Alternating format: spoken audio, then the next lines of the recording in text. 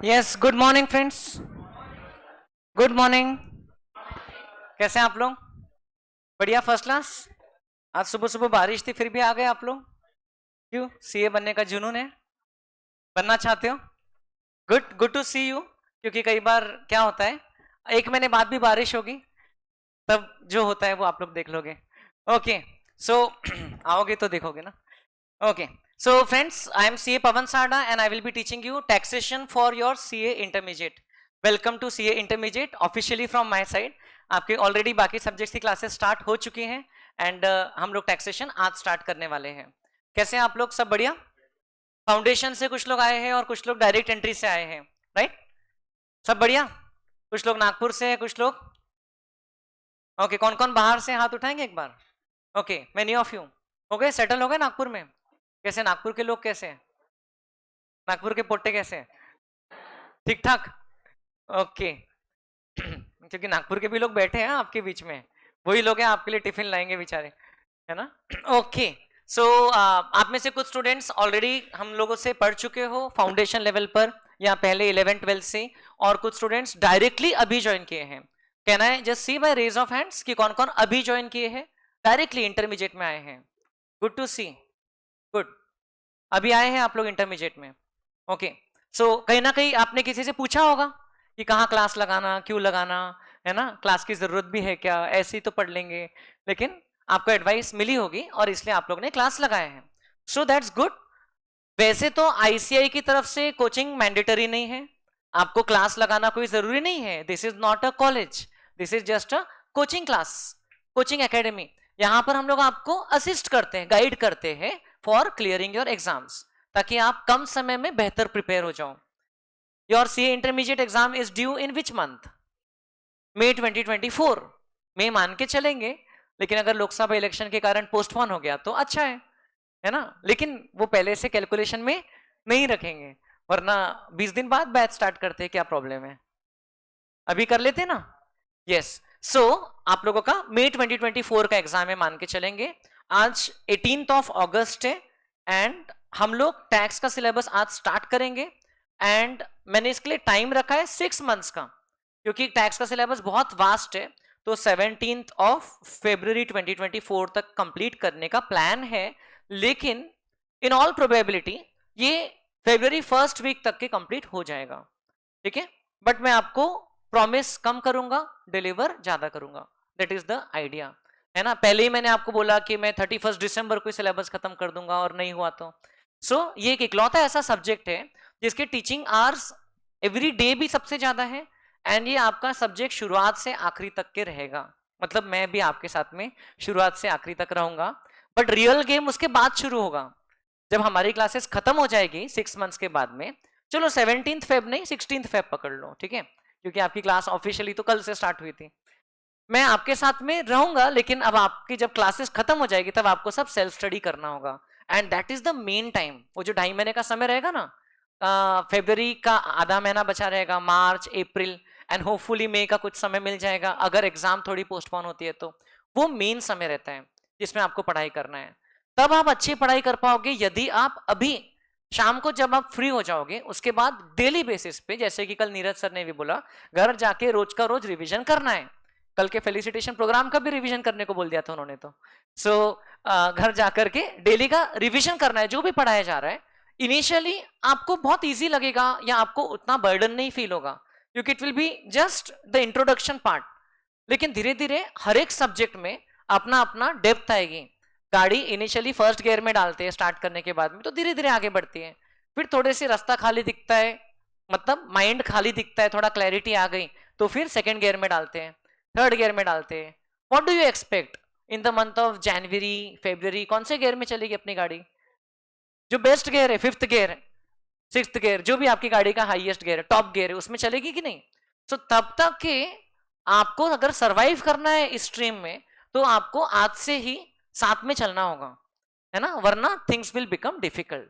सो खैर, मैं आपको बिल्कुल डरा नहीं रहा हूं, मैं आपको सिर्फ कुछ फैक्ट्स बताऊंगा आपकी टैक्सेशन के सिलेबस के बारे में और वॉल्यूम के बारे में। इंटरमीडिएट कल शशांक सर ने भी बताया कि it is 5 times as compare to foundation. It is huge as compare to foundation. आप कुछ नहीं, मॉड्यूल दोनों के अवेलेबल है ऑनलाइन। फाउंडेशन की चले तो न्यू लगे तो न्यू कोर्स की ले लो, डाउनलोड कर लो और देख लो टोटल पेजेस कितने हैं। ओके, और इंटर के जितनी मॉड्यूल्स है उसके टोटल पेजेस देख लो, उससे आपको आइडिया लग जाएगा कि हाँ मे बी पेजेस में 5 टाइम्स नहीं भी होगा तो भी डिफिकल्टी लेवल को मिला करके it is huge. Okay, it is tough challenge because inter में आपको टाइम सबसे कम रहता है। फाउंडेशन में आपके पास सिलेबस भी कम रहता है, टाइम भी कम रहता है, बट इट स्टिल वर्क्स, है ना। आप में लोग फाउंडेशन लेवल को क्रैक करके आए हो तो आपको पता है। इंटर में टाइम कम रहता है, सिलेबस बहुत ज्यादा रहता है, एंड इसलिए यहां पर असिस्टेंट्स की टीचिंग की जरूरत पड़ती है ना। वरना ये सब्जेक्ट्स ऐसे हैं जिसमें आप अगर मन लगा करके पढ़ो अच्छी बुक किताब से तो और प्रॉपर प्रैक्टिस करो तो हो जाएगा, लेकिन it will take a lot of time. तो आपको प्रॉपर एक डायरेक्शन मिल जाए, गाइडेंस मिल जाए तो बेटर रहता है। और उसके बाद में फाइनल लेवल पर सिलेबस तो और ज्यादा रहता है। ये मैं आपको गलतफहमी में नहीं रखूंगा कि फाइनल का सिलेबस कम हो जाएगा, सिलेबस और ज्यादा रहता है, but per unit of time कम हो जाता है, क्योंकि time available for final is almost 3 years. Inter के रिजल्ट के बाद में 2 ईयर एंड 9 to 10 मंथ आपको मिल जाता है। आपका मई 2027 में फाइनल का एग्जाम आएगा, फर्स्ट अटेम्प्ट जो ड्यू रहेगा, और आपको स्टडी लीव्स भी मिल जाती है ऑफिस से, और आर्टिकलशिप के वक्त भी सुबह शाम आप पढ़ सकते हो। तो it is very much possible. अब कल मैंने फाउंडेशन वाले स्टूडेंट्स का मेरे व्हाट्सएप स्टेटस में फोटो डाला, तो एक स्टूडेंट थे पिछले साल जिसका इंटर क्लियर हो गया था, उसका मैसेज आया कि सर ये लोग तो अभी बड़े एक्साइटेड है, फाउंडेशन हो गया, सीए करना है, अभी इनको इंटर में आने दो, फिर फाइनल में आने दो, तब स्वाद आएगा इनको कि सीए क्या होता है। तो मैं बोला हाँ भाई तुमको आ गया क्या स्वाद? तो बोले हाँ सर, आप मेरी भी मजा मत लो। और वो बोला कि सर मेरी पढ़ाई तो फाइनल की अच्छी चल रही है, रोज मैं आर्टिकलशिप के साथ साथ मैं एक टाइम पे एक सब्जेक्ट का जो है वो पढ़ाई स्टार्ट कर दिया हूँ। सो फाइनल की पढ़ाई आपको स्टार्टिंग से ही रखना होता है, इंटरमीडिएट होते से ही आपको स्टार्ट करना होता है। And the best part about our subject taxation is that final में ये आपको 2 सब्जेक्ट्स में डायरेक्टली हेल्प करेगा, क्योंकि 2 सब्जेक्ट्स टैक्सेशन के ही है। हेल्प क्या करेगा? टैक्सेशन के ही है। मतलब फाइनल में 6 पेपर्स है, 6 में से 2 पेपर टैक्सेशन है, 100 मार्क्स का डायरेक्ट टैक्स है और 100 मार्क्स का इनडायरेक्ट टैक्स है, जिसमें जीएसटी एंड थोड़ा बहुत कस्टम्स आएगा। कस्टम्स आपके लिए नया आएगा, सो ये इसके लिए आपके लिए ऑल द मोर इंपॉर्टेंट बन जाता है। और फाउंडेशन लेवल पर आपने टैक्स पढ़ा ही नहीं था, मतलब ओवरऑल देखा जाए तो आप अकाउंट्स के भी 3 लेवल पर पढ़ाई कर रहे हो, फाउंडेशन में 1 पेपर, इंटर में 1 पेपर, फाइनल में 1 पेपर। टैक्स के भी 3 पढ़ाई कर रहे हो, 0 to 1 नहीं, 0 + 1 + 2, अभी 1 पेपर और फाइनल में 2 paper. Law and cost accounting institute ने कुछ कारण से सेल्फ पे स्टडी मॉड्यूल में डाल दिया फाइनल में, लेकिन इसलिए अभी आपको उसका जो नॉलेज है वो बहुत डेप्थ में गेन करना होगा, है ना। एटलीस्ट आपका आगे जब भी इंप्लीमेंटेशन का काम आएगा, कंपनी लॉ का जो आपको शशांक सर पढ़ाएंगे, या कॉस्ट अकाउंटिंग का डिसीजन मेकिंग में, तो आपको उसका नॉलेज तो रहना चाहिए, क्योंकि फाइनल लेवल पर आप एग्जाम ओरिएंटेड नहीं पढ़ने वाले हो, कॉस्ट अकाउंटिंग एंड लॉ। लेकिन yes there are other papers in final, एक मल्टी डिसिप्लिनरी वाला पेपर है जिसमें आपको सभी सब्जेक्ट्स का कंबाइंड नॉलेज काम में आएगा, 100% उसमें टैक्स का नॉलेज अप्लाई करना होगा। तो taxation knowledge is definitely not restricted to 200 marks in CA final, it is more than that. उसके अलावा yes there is financial management in final, there is financial reporting. आप अभी एएस बेस्ड अकाउंटिंग पढ़ोगे, sir ने आपको बताया होगा, final में इन एएस बेस्ड हो जाएगा, तो आपको काफी हेल्प करेगा वो अप्रोच। आप फाइनेंशियल मैनेजमेंट यहां पढ़ोगे, फाइनल में एडवांस फाइनेंशियल मैनेजमेंट नाम का सब्जेक्ट आ जाएगा, यहां ऑडिटिंग पढ़ोगे, फाइनल में भी ऑडिटिंग आ जाएगा। So now you get to see the real face of the CA syllabus. Foundation में इकोनॉमिक्स था, मैथमेटिक्स, स्टैटिस्टिक्स था, जो उस नाम से भी है ही नहीं आपको आगे, है ना। अब तो इकोनॉमिक्स भी जो इंटरमीडिएट में था वो हट चुका है। सो अब आप लोग रियल सेंस में जो सब्जेक्ट्स पढ़ोगे वो आप सीए बनने तक के आपको काम में आएंगे। एंड डेफिनेटली आप जो भी सीए बनने के बाद फील्ड चूज करते हो, whether you go into practice or job or your own consultancy और बिजनेस करते हो या फ्रीलांसिंग करते हो, तो या कुछ हायर और एजुकेशनल क्वालिफिकेशन गेन करते हो, उस पर डिपेंड करेगा इसमें से कौन सा सब्जेक्ट आपको ज्यादा काम में आएगा। नॉलेज तो सभी की जरूरी रहेगी, लेकिन किसी किसी की ज्यादा डेप्थ में लगेगी, किसी किसी की नहीं। सीए बनने तक के हर एक सब्जेक्ट की नॉलेज जो है वो इंपॉर्टेंट है, क्योंकि अब देखो ना कितना डिफरेंस है। As a teacher, we are supposed to be expert only in one subject. But as a student, you are expected to be an expert in how many subjects? All the 6 subjects at this stage. पहले तो 8 होते थे, okay? But good news है, you are not supposed to be an expert. You are only supposed to acquire working knowledge. When we are talking about our intermediate level, आपको यहाँ working knowledge acquire करना है, उसके basis पे exam clear करना है और फिर आर्टिकलशिप में जाना है. आप तब तक एक्सपर्ट नहीं बन सकते जब तक आपने वो काम को प्रैक्टिकली इंप्लीमेंट नहीं किया है. सो अभी आपका सिर्फ नॉलेज डेवलप हो रहा है. आर्टिकलशिप में जाओगे, वहां आप खूब सारे इनकम टैक्स एंड जीएसटी से रिलेटेड काम करोगे, apart from audits and so many other things, finances के काम. तो फिर आपका स्किल डेवलप होगा. Knowledge plus skill will make you a complete package of a professional. So CA बनने का सपना देखना बहुत अच्छी बात है, क्योंकि बहुत बड़ा एस्पिरेशन है, बहुत उसकी हाई वैल्यू है ना. अभी जो टेस्ला के जो न्यू सीएफओ बने हैं वो भी इंडिया के चार्टर्ड अकाउंटेंट हैं. उसके आगे उन्होंने यूएस में जाकर के सीपीए का भी कोर्स किया. वहां का वैभव तनेजा नाम के पर्सन है, टेस्ला के न्यू सीएफओ बने हैं. मतलब वर्ल्ड की one of the biggest companies के फाइनेंस डिपार्टमेंट में हेड पोजीशन पे है वो, एंड वो इंडिया के चार्टर्ड अकाउंटेंट है. एंड ऐसे कई सारे चार्टर्ड अकाउंटेंट्स जो कि अपने फील्ड में बहुत सक्सेसफुल हुए हैं, उनके ट्वीट्स वगैरह हम देखते रहते हैं या उनके बारे में सुनते रहते हैं. They respect this profession a lot. अभी सोशल मीडिया पे जो बोट के सीएमओ हैं, कौन? अमन गुप्ता. अमन गुप्ता ही सरनेम है उनका, अमन गुप्ता. तो उन्होंने ट्वीट किया था कि CA qualification may not be helping him directly, but जो हसल उन्होंने किया कि इतना स्ट्रेस में पढ़ाई किया, and how he the qualities that he developed is helping him in doing that hard work in his business. He is an entrepreneur now. तो आप सीए बनोगे तो जरूरी नहीं है कि सीए के फील्ड में ही कुछ काम करोगे, लेकिन इसमें आपको बहुत सारी स्किल्स डेवलप हो जाएगी, विच आर एक्सटर्नल स्किल्स, मतलब hard skills as well as soft skills, जो इंटरनली आप डेवलप करोगे खुद के अंदर में, जो भी बहुत मैटर करेगा. So I am very much excited to discuss and to learn taxation with all of you. Learn इसलिए कह रहा हूं क्योंकि टैक्सेशन हर साल अपडेट होते रहता है, तो मुझे भी हर साल आपके साथ साथ नया नया सीखने मिलता है. एंड इस साल तो और भी कुछ अपडेट्स आए हैं. So I'm always excited. This is going to be my 20th regular batch of taxation. I started teaching taxation in September 2013. Okay, when Dr. Jain sir जो कैप्स के डायरेक्टर थे और उनका अनटाइमली डिमाइस हो गया था, तो मुझे बहुत शॉर्ट नोटिस पे बोला गया था कि टैक्सेशन पढ़ाना है. एंड आई वाज लाइक कि नहीं सर, मुझसे नहीं होगा. लेकिन there were already 100 students registered in that batch under the name of Jain sir. और फिर उस बैच की रिस्पॉन्सिबिलिटी लिया और फिर नोट्स वगैरह तैयार किया और फिर उनको पढ़ाया. एंड पहली बैच में तो बहुत खराब पढ़ाया था, बट उसके बाद में धीरे धीरे इंप्रूवमेंट होता है, हमको कुछ चीजें समझ में आती है, चैप्टर्स का लिंकेज समझ में आता है, and there are so many things that we develop as a teacher. और फिर there have been students have accepted me for so many batches after that, and 19 regular batches complete हो चुकी है.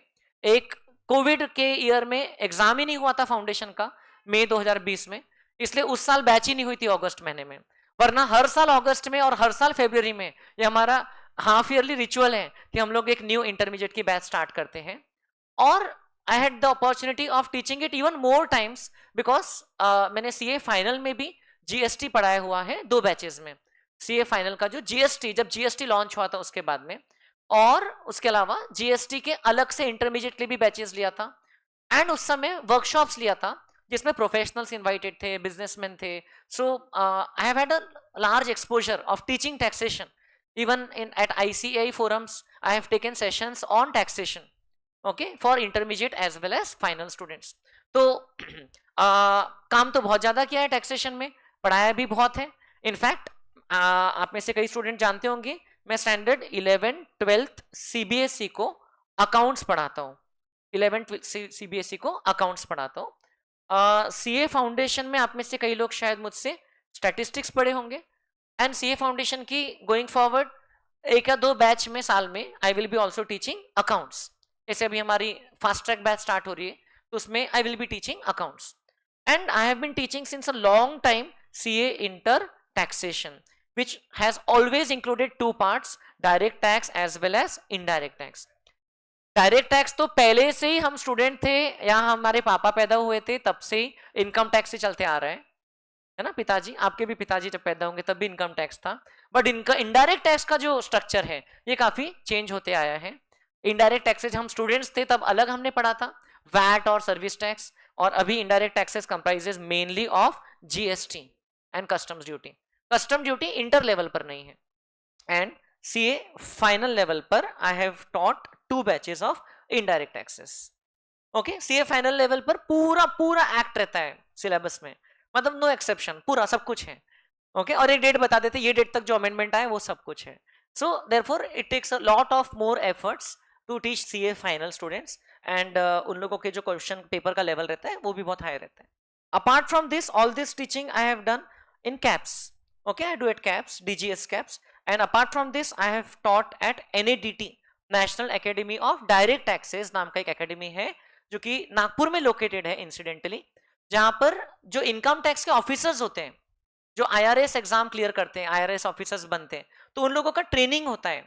ओके, पहले 16 मंथ्स का होता था, अब थोड़ा ड्यूरेशन कम हो गया है. तो वहां पर I have taught them accounts, finance and taxation and Microsoft Excel, and I have taken more than 400 sessions for them there. ऐसा एक आध बार जाकर सेशन नहीं लिया है, तो उसको तो मैं रखूंगा अपनी प्रोफाइल में. And when GST came, I also completed the certificate course on GST with ICAI. ICAI ने कोर्स कंडक्ट किया था, तो वो मैंने एज अ पार्टिसिपेंट अटेंड किया था और फिर उसके एग्जाम दिया था, और वो उसका सर्टिफिकेट है मेरे पास. And yes, before all of this I had completed my CA in 2000 में. नवंबर 2011 के एग्जाम में सीए कंप्लीट हुआ था. उसके एक साल पहले जब मेरी 20 की एज थी तब सीएस कंप्लीट हो गया था. 21 की एज में सीए कंप्लीट हुआ था. ये दोनों एग्जाम में 3-3 लेवल होते हैं, तीनों लेवल पर ऑल इंडिया रैंक आया था. और 23 की एज में CMA, cost and management accountant का एग्जाम कंप्लीट हुआ था, मतलब कोर्स कंप्लीट हुआ था. और इसमें मेरे कुछ पेपर्स एग्जाम थे, बट इसमें भी I was the Nagpur topper, क्योंकि मैं अकेला ही था उस एग्जाम में जो नागपुर से पास हुआ था, तो उतना तो बोल ही सकता हूँ. खैर, वो सब पास्ट ग्लोरी है, पास्ट अचीवमेंट्स है, जो कि CACS के रैंक से. It's been now more than, आज कौन सा ईयर चल रहा है, 2023. It's been more than 11 years now, 11.5 years हो चुके that I have qualified as a chartered accountant.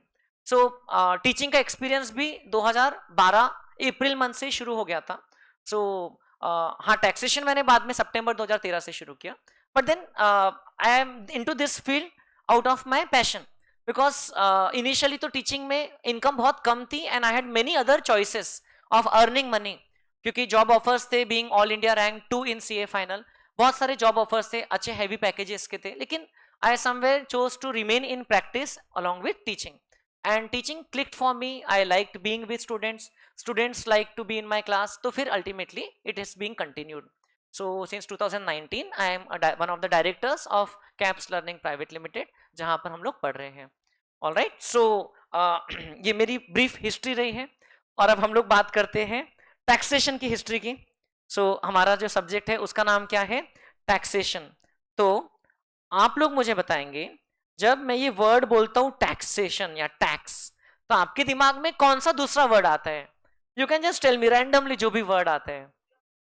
Income tax आता है. Okay, I will just keep writing income tax, government, बोलते जाइए, फाइनेंस, बोलते जाइए, मनी मनी पैसा, ब्लैक मनी, इसको तो ब्लैक कलर से लिखना पड़ेगा ना, ब्लैक मनी, और करप्शन, मतलब करना है सीए बन के कि नहीं करना है, रोकना है. रोकने, करप्शन करने के लिए सीए बनने वाले हो कि रोकने के लिए बनने वाले हो?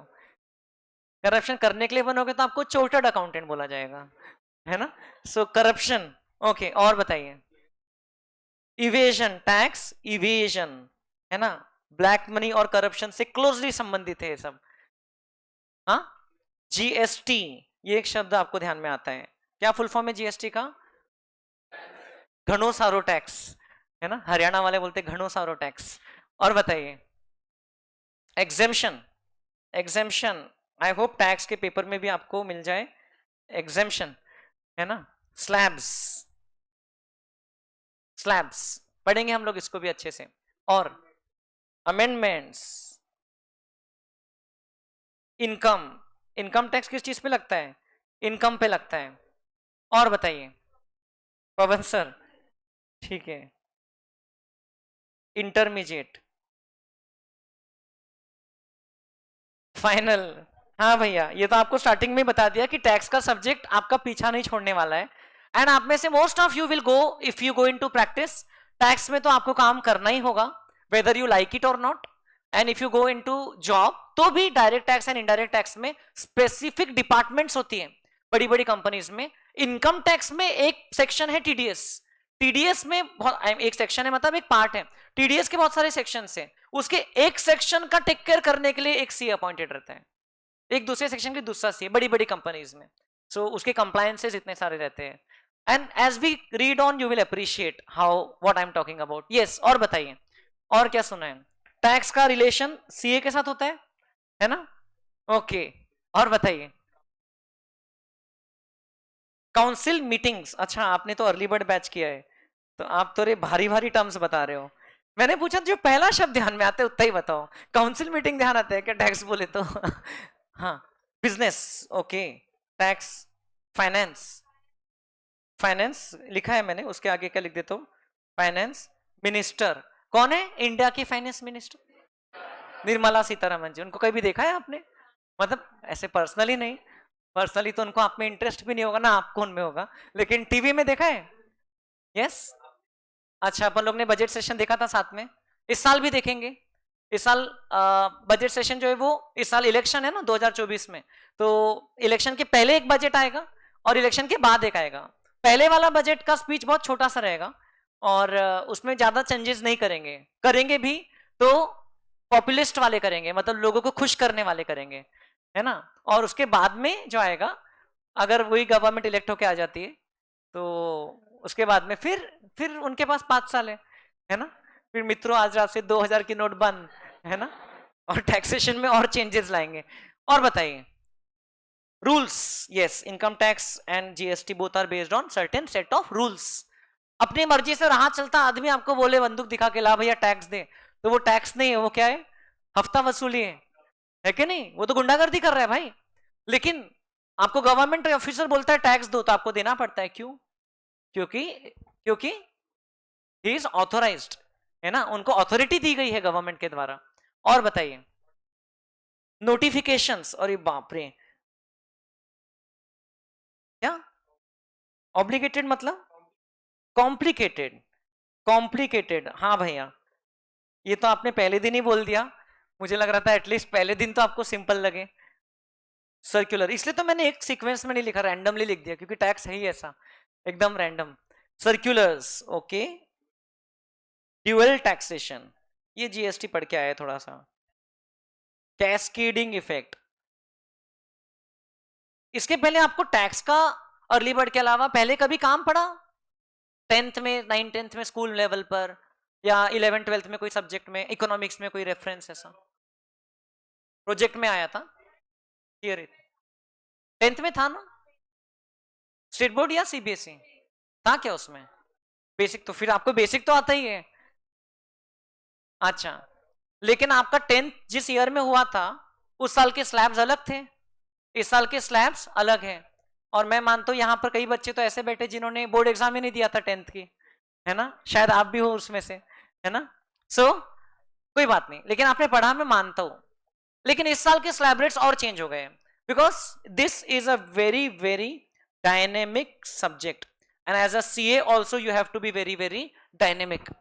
आप पुराना लॉ पढ़ के नहीं बोल सकते हो। आज आप जो पढ़ोगे 23 24 इस ईयर में, आप सीए बनोगे 27 28 वाले ईयर में, तो तब आप नहीं बोल सकते हमने तो यही पढ़ा था क्योंकि सर ने तो यही बताया था, देखो सर की बुक में लिखा हुआ है। ऐसा नहीं होता है। उसके बाद में 3 साल में कितने बार चेंजेस आ चुके होंगे। So you have to update yourself, keep updating yourself, है ना? तो ये चेंजेस बहुत होते रहते हैं। So it's very dynamic. Dynamic मतलब something which keeps on changing. और बताइए क्या करना है? पे करना है। Tax is something to be paid, ऐसे लिख दूं, या पेएबल है या लाइबिलिटी है। टैक्स किसी के लिए लाइबिलिटी है, किसी के लिए एसेट है। रिकवरेबल है तो एसेट है, पेएबल है तो लाइबिलिटी है। पे कर दिया तो एक्सपेंस है, गवर्नमेंट को मिल गया तो गवर्नमेंट का रेवेन्यू है। पूरी अकाउंटिंग तो यहां पर छुपी है। आईटीसी, इंडियन टबैको नहीं, इनपुट टैक्स क्रेडिट।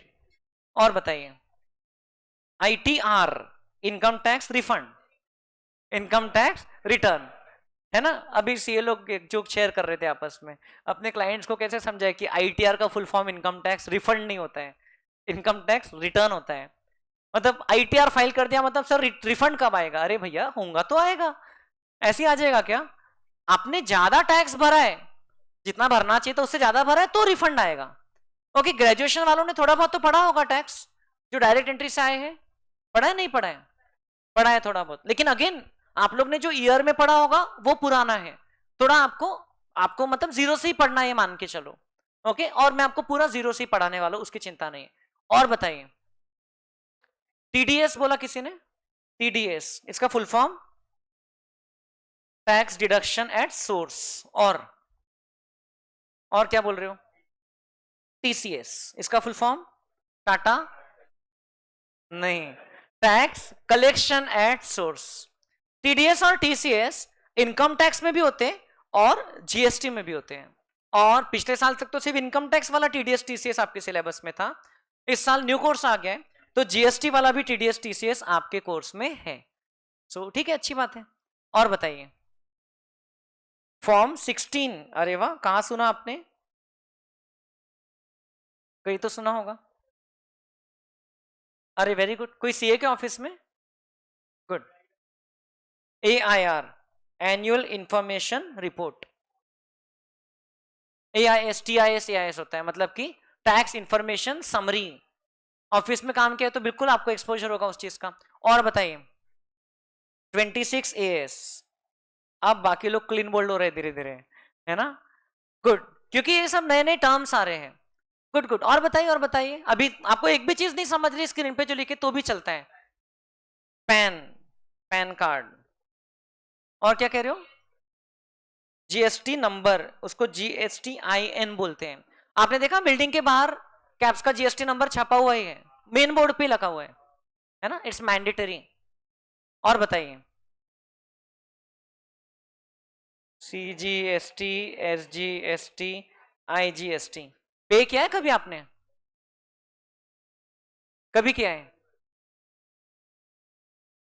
जब कैप्स को फीस दिया होगा तब तो किया होगा। हाँ, भले ही टूथब्रश नहीं खरीदते हो, टूथपेस्ट नहीं खरीदे होंगे, लेकिन कैप्स को तो फीस दिया है ना। हाँ, और अगली बार टूथब्रश टूथपेस्ट खरीदना बेटा, उसमें भी जीएसटी पे करते हो। ठीक है? स्कूल की फीस भरे हो? स्कूल की भरे थे फीस? उसमें जीएसटी? उसमें नहीं था। उसमें जीएसटी पे एग्जेम्पशन था, माफ किया गया था। GST was exempt from school fees, medical fees. आप अगर हॉस्पिटल में जाओगे और अपना नॉर्मल सा कोई ट्रीटमेंट करवाओगे तो आपको जीएसटी नहीं लगेगा। लेकिन अगर आप जाओगे और बोलोगे मेरे को मेरी नाक पसंद नहीं, थोड़ी ऐसी कर दो, कॉस्मेटिक सर्जरी करवाओगे, तो उस पर जीएसटी लगेगा, क्योंकि एग्जेम्पशन के रूल्स ही वैसे हैं। जो हम लोग एग्जेम्पशन पढ़ेंगे जब जीएसटी आएगा तब। और बताइए, आप इतने सारे हो, आपने तो बताना चाहिए। हाँ, country fund, okay. Tax ultimately goes where? To the fund of the country. CBDT, central board of direct taxes, and CBIC, central board of indirect taxes and customs. अब जो भी ये टर्म से संबंधित कहीं भी कोई आर्टिकल मिला पढ़ डालने का, टॉप लेफ्ट से बॉटम राइट तक। नहीं समझा तो नहीं समझा, अपना काम क्या है? पढ़ना। इतने टर्म्स आपने मुझे बताए, मतलब एटलीस्ट आप ये तो आइडेंटिफाई कर रहे हो कि ये टर्म मे बी टैक्सेशन से रिलेटेड है। Not always the word rules will be related to tax, it can be traffic rules also, but मिला है वो वर्ड से संबंधित कुछ भी दिख रहा है, करप्शन दिख रहा है, पढ़ डालो। सीए, अलग सेंटेंस में बोल रहा हूँ, सीए दिख रहा है, पढ़ डालो। समझ रहे क्या? और आज तो मेरा सेशन यूट्यूब लाइव पे जा रहा है, आज मैं ज्यादा नहीं बोल सकता हूँ, है ना? वरना इंस्टीट्यूट मेरे को दीवार कर देगा कि आज से तुम चार्टर्ड अकाउंटेंट नहीं, वापस एग्जाम दो, फाउंडेशन, इंटर, फाइनल। बोला बस अब ना हो पाएगा। मुझे पढ़ाएगा कौन? आपको तो हमने पढ़ा दिया, मुझे कौन पढ़ाएगा? है ना, दिक्कत हो जाएगी। अब नहीं, वापस आपको देने का मौका मिले दोगे? फाउंडेशन में आप में से कई लोग अपने मार्क्स से सेटिस्फाइड नहीं हो, मुझे पता चला। फाउंडेशन में कई लोगों को मार्क्स अपने पोटेंशियल से कम मिले हैं, है ना? तो दे दो वापस, एक मौका मिल जाएगा। ओल्ड कोर्स का लास्ट एग्जाम है, 31 दिसंबर से शुरू होने वाला है। 31 दिसंबर से, अभी कल डेट चेंज हो गई, 31 दिसंबर से 6 जनवरी। मतलब ना क्रिसमस मनाएंगे, ना न्यू ईयर मनाएंगे, ना 31 मनाएंगे, ना 1 मनाएंगे, सीधा 6 जनवरी को फ्री होंगे वो लोग। खैर, आप लोग को तो बड़ा मजा आ रहा है, क्योंकि आप अभी सरहद के उस पार आ चुके हो, है ना। आपके जो दोस्त मित्र गण वहां पर रह गए, उनके लिए जरा सोचो। तो उनको मेरी तरफ से एक संदेशा भेज देना कि ऑप्शन तो अभी भी है क्या, कि पूरा क्रिसमस भी मनाओ, न्यू ईयर भी मनाओ, जून में न्यू कोर्स के एग्जाम दो, है ना। उनको वैसा ऑप्शन भेज दो आप। ओके, आप लोगों के पास में भी ऑप्शन हमेशा रहेगा। आपका एग्जाम वैसे मई 24 में है, अभी पहले हफ्ते में टेंशन नहीं आएगा, अगले हफ्ते के थर्सडे या फ्राइडे के दिन बात करूंगा आपसे, तब तक थोड़ा टेंशन आ गया तो ऑप्शन क्या मिल जाएगा आपको, नवंबर, है ना। Fight fight do not surrender, after में there is November, where there is a will there is a way, after November there is again May. तो ये सीए के कोर्स में कहावत है, चलती रहती है बात, टेंशन नहीं है। ओके, और अगर करना है बिल्कुल पॉसिबल है, 6 सब्जेक्ट से, है ना, एक ग्रुप में तो 3 ही है। तो आपने बहुत अच्छे अच्छे मुझे टर्म्स बताए, अब एक एक टर्म पे अगर मैं बोलूं तो हम लोग आराम से बातें कर सकते हैं। एक टर्म उठाए उस पर बात कर लिया, लेकिन हम लोग थोड़ा सा स्ट्रक्चराइज्ड वे में पढ़ेंगे। Okay, and because I have a long duration of classes, तो मैं आप लोगों को कुछ कुछ टास्क भी दूंगा, कुछ इन्वॉल्व करूंगा। And because we are doing physical class together, तो हम लोग कुछ उसको इंटरैक्टिव बना करके चलेंगे, ठीक है। सो मैं एक्सपेक्ट करूंगा कि आप लोग भी रेसिप्रोकेट करो, है ना, जो जो भी आपको बताया जा रहा है। यस, आपको डेली आपको 5 सब्जेक्ट्स आपके इवेंचुअली शुरू हो जाएंगे, अभी 4 चल रहे हैं। 1 सितंबर से आपके मैसेज में आया था कि ऑडिट भी स्टार्ट हो जाएगा, so you will get free by around से 3:40-3:45 PM। वो हम लोग ने सोच समझ कर ही टाइम टेबल रखा है, नहीं तो अगर एकदम शाम तक के रखते तो आपको सेल्फ स्टडी का टाइम नहीं मिलेगा। तो इसलिए आपको 1/2 of the day, 1 part of the day available रहेगा, उसमें आपको 5 सब्जेक्ट की डेली स्टडीज करना है, या 5 में से एटलीस्ट 3 सब्जेक्ट्स की घर पे करना है, 2 की क्लास में इतनी अच्छी करना है कि उस दिन घर पे करने की जरूरत नहीं पड़े। कौन से 3 कौन से 2 ऐसा नहीं बोल रहा हूं, कोई 3 की घर पे अच्छे से करना है, और बाकी 2 उस दिन क्लास में बहुत बढ़िया हो जाना चाहिए। एंड पहले दिन से ही you are behind the schedule, ये बात मैं आपको बता दूं, क्योंकि पहले हम लोगों की बैच जो है वो 1 अगस्त को शुरू हो जाती थी, जो पहले एक सिस्टम चलता था। Every year 1 August and 1 February new batch use to start for the May and November exams respectively. लेकिन अब क्योंकि फाउंडेशन के एग्जाम्स लेट होने लग गए, रिजल्ट्स लेट आने लग गए, तो थोड़ा सा आपकी बैच आगे बढ़ गई है। So you are already behind the schedule, but the good news is कि आपका 60 सब्जेक्ट्स हैं। I am very happy for you, क्योंकि पिछले साल तक मुझे बहुत दया आती थी, अच्छे अच्छे चेयरफुल बच्चों की जान निकल जाती थी, क्योंकि 8 सब्जेक्ट्स थे और आखिरी तक के मतलब they were not able to cope up, है ना, बहुत मेंटल प्रेशर होता था। आप लोगों को मुझे नहीं लगता इतना मेंटल प्रेशर रहेगा, आई डोंट थिंक सो, क्योंकि हम लोग ने टाइम टेबल भी आराम से बनाया है जिसमें आपका प्रॉपर सिलेबस अच्छे से हो जाएगा। ओके, तो आपने इतनी सारी चीजें बताई मुझे टैक्स से संबंधित, गुड। अब इसमें से हम लोग कौन सी चीज से बात शुरू करें, हम लोग कौन सी चीज से बात शुरू करें। सीए के बारे में तो बात कर लिया है, इंटरमीडिएट और फाइनल की भी बात कर लिया है, पवन सर तो बात कर ही रहे हैं, तो हम लोग बात करते, there are this 2 types of taxes which are there in our syllabus, one is income tax and the other is GST. अपने सिलेबस में अगर बात करें तो इनकम टैक्स है और दूसरा टैक्स है जीएसटी।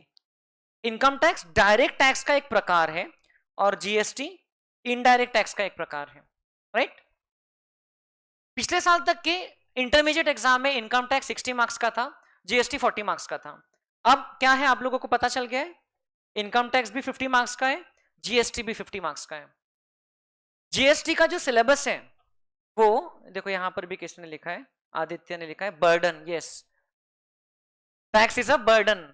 और इसके बारे में मैं आपको एक इनकम टैक्स डिपार्टमेंट का ऑफिशियल एक पब्लिकेशन बताऊंगा जिसमें बोलती है कि माइंडसेट चेंज करना है हमको, tax is not a burden, okay, tax is your duty, है ना, एक आपकी भागीदारी है ना, to live in a developed country, you are being a partner in nation building, जैसे आईसीआई बोलते हैं ना, CAs, we are partners in nation building.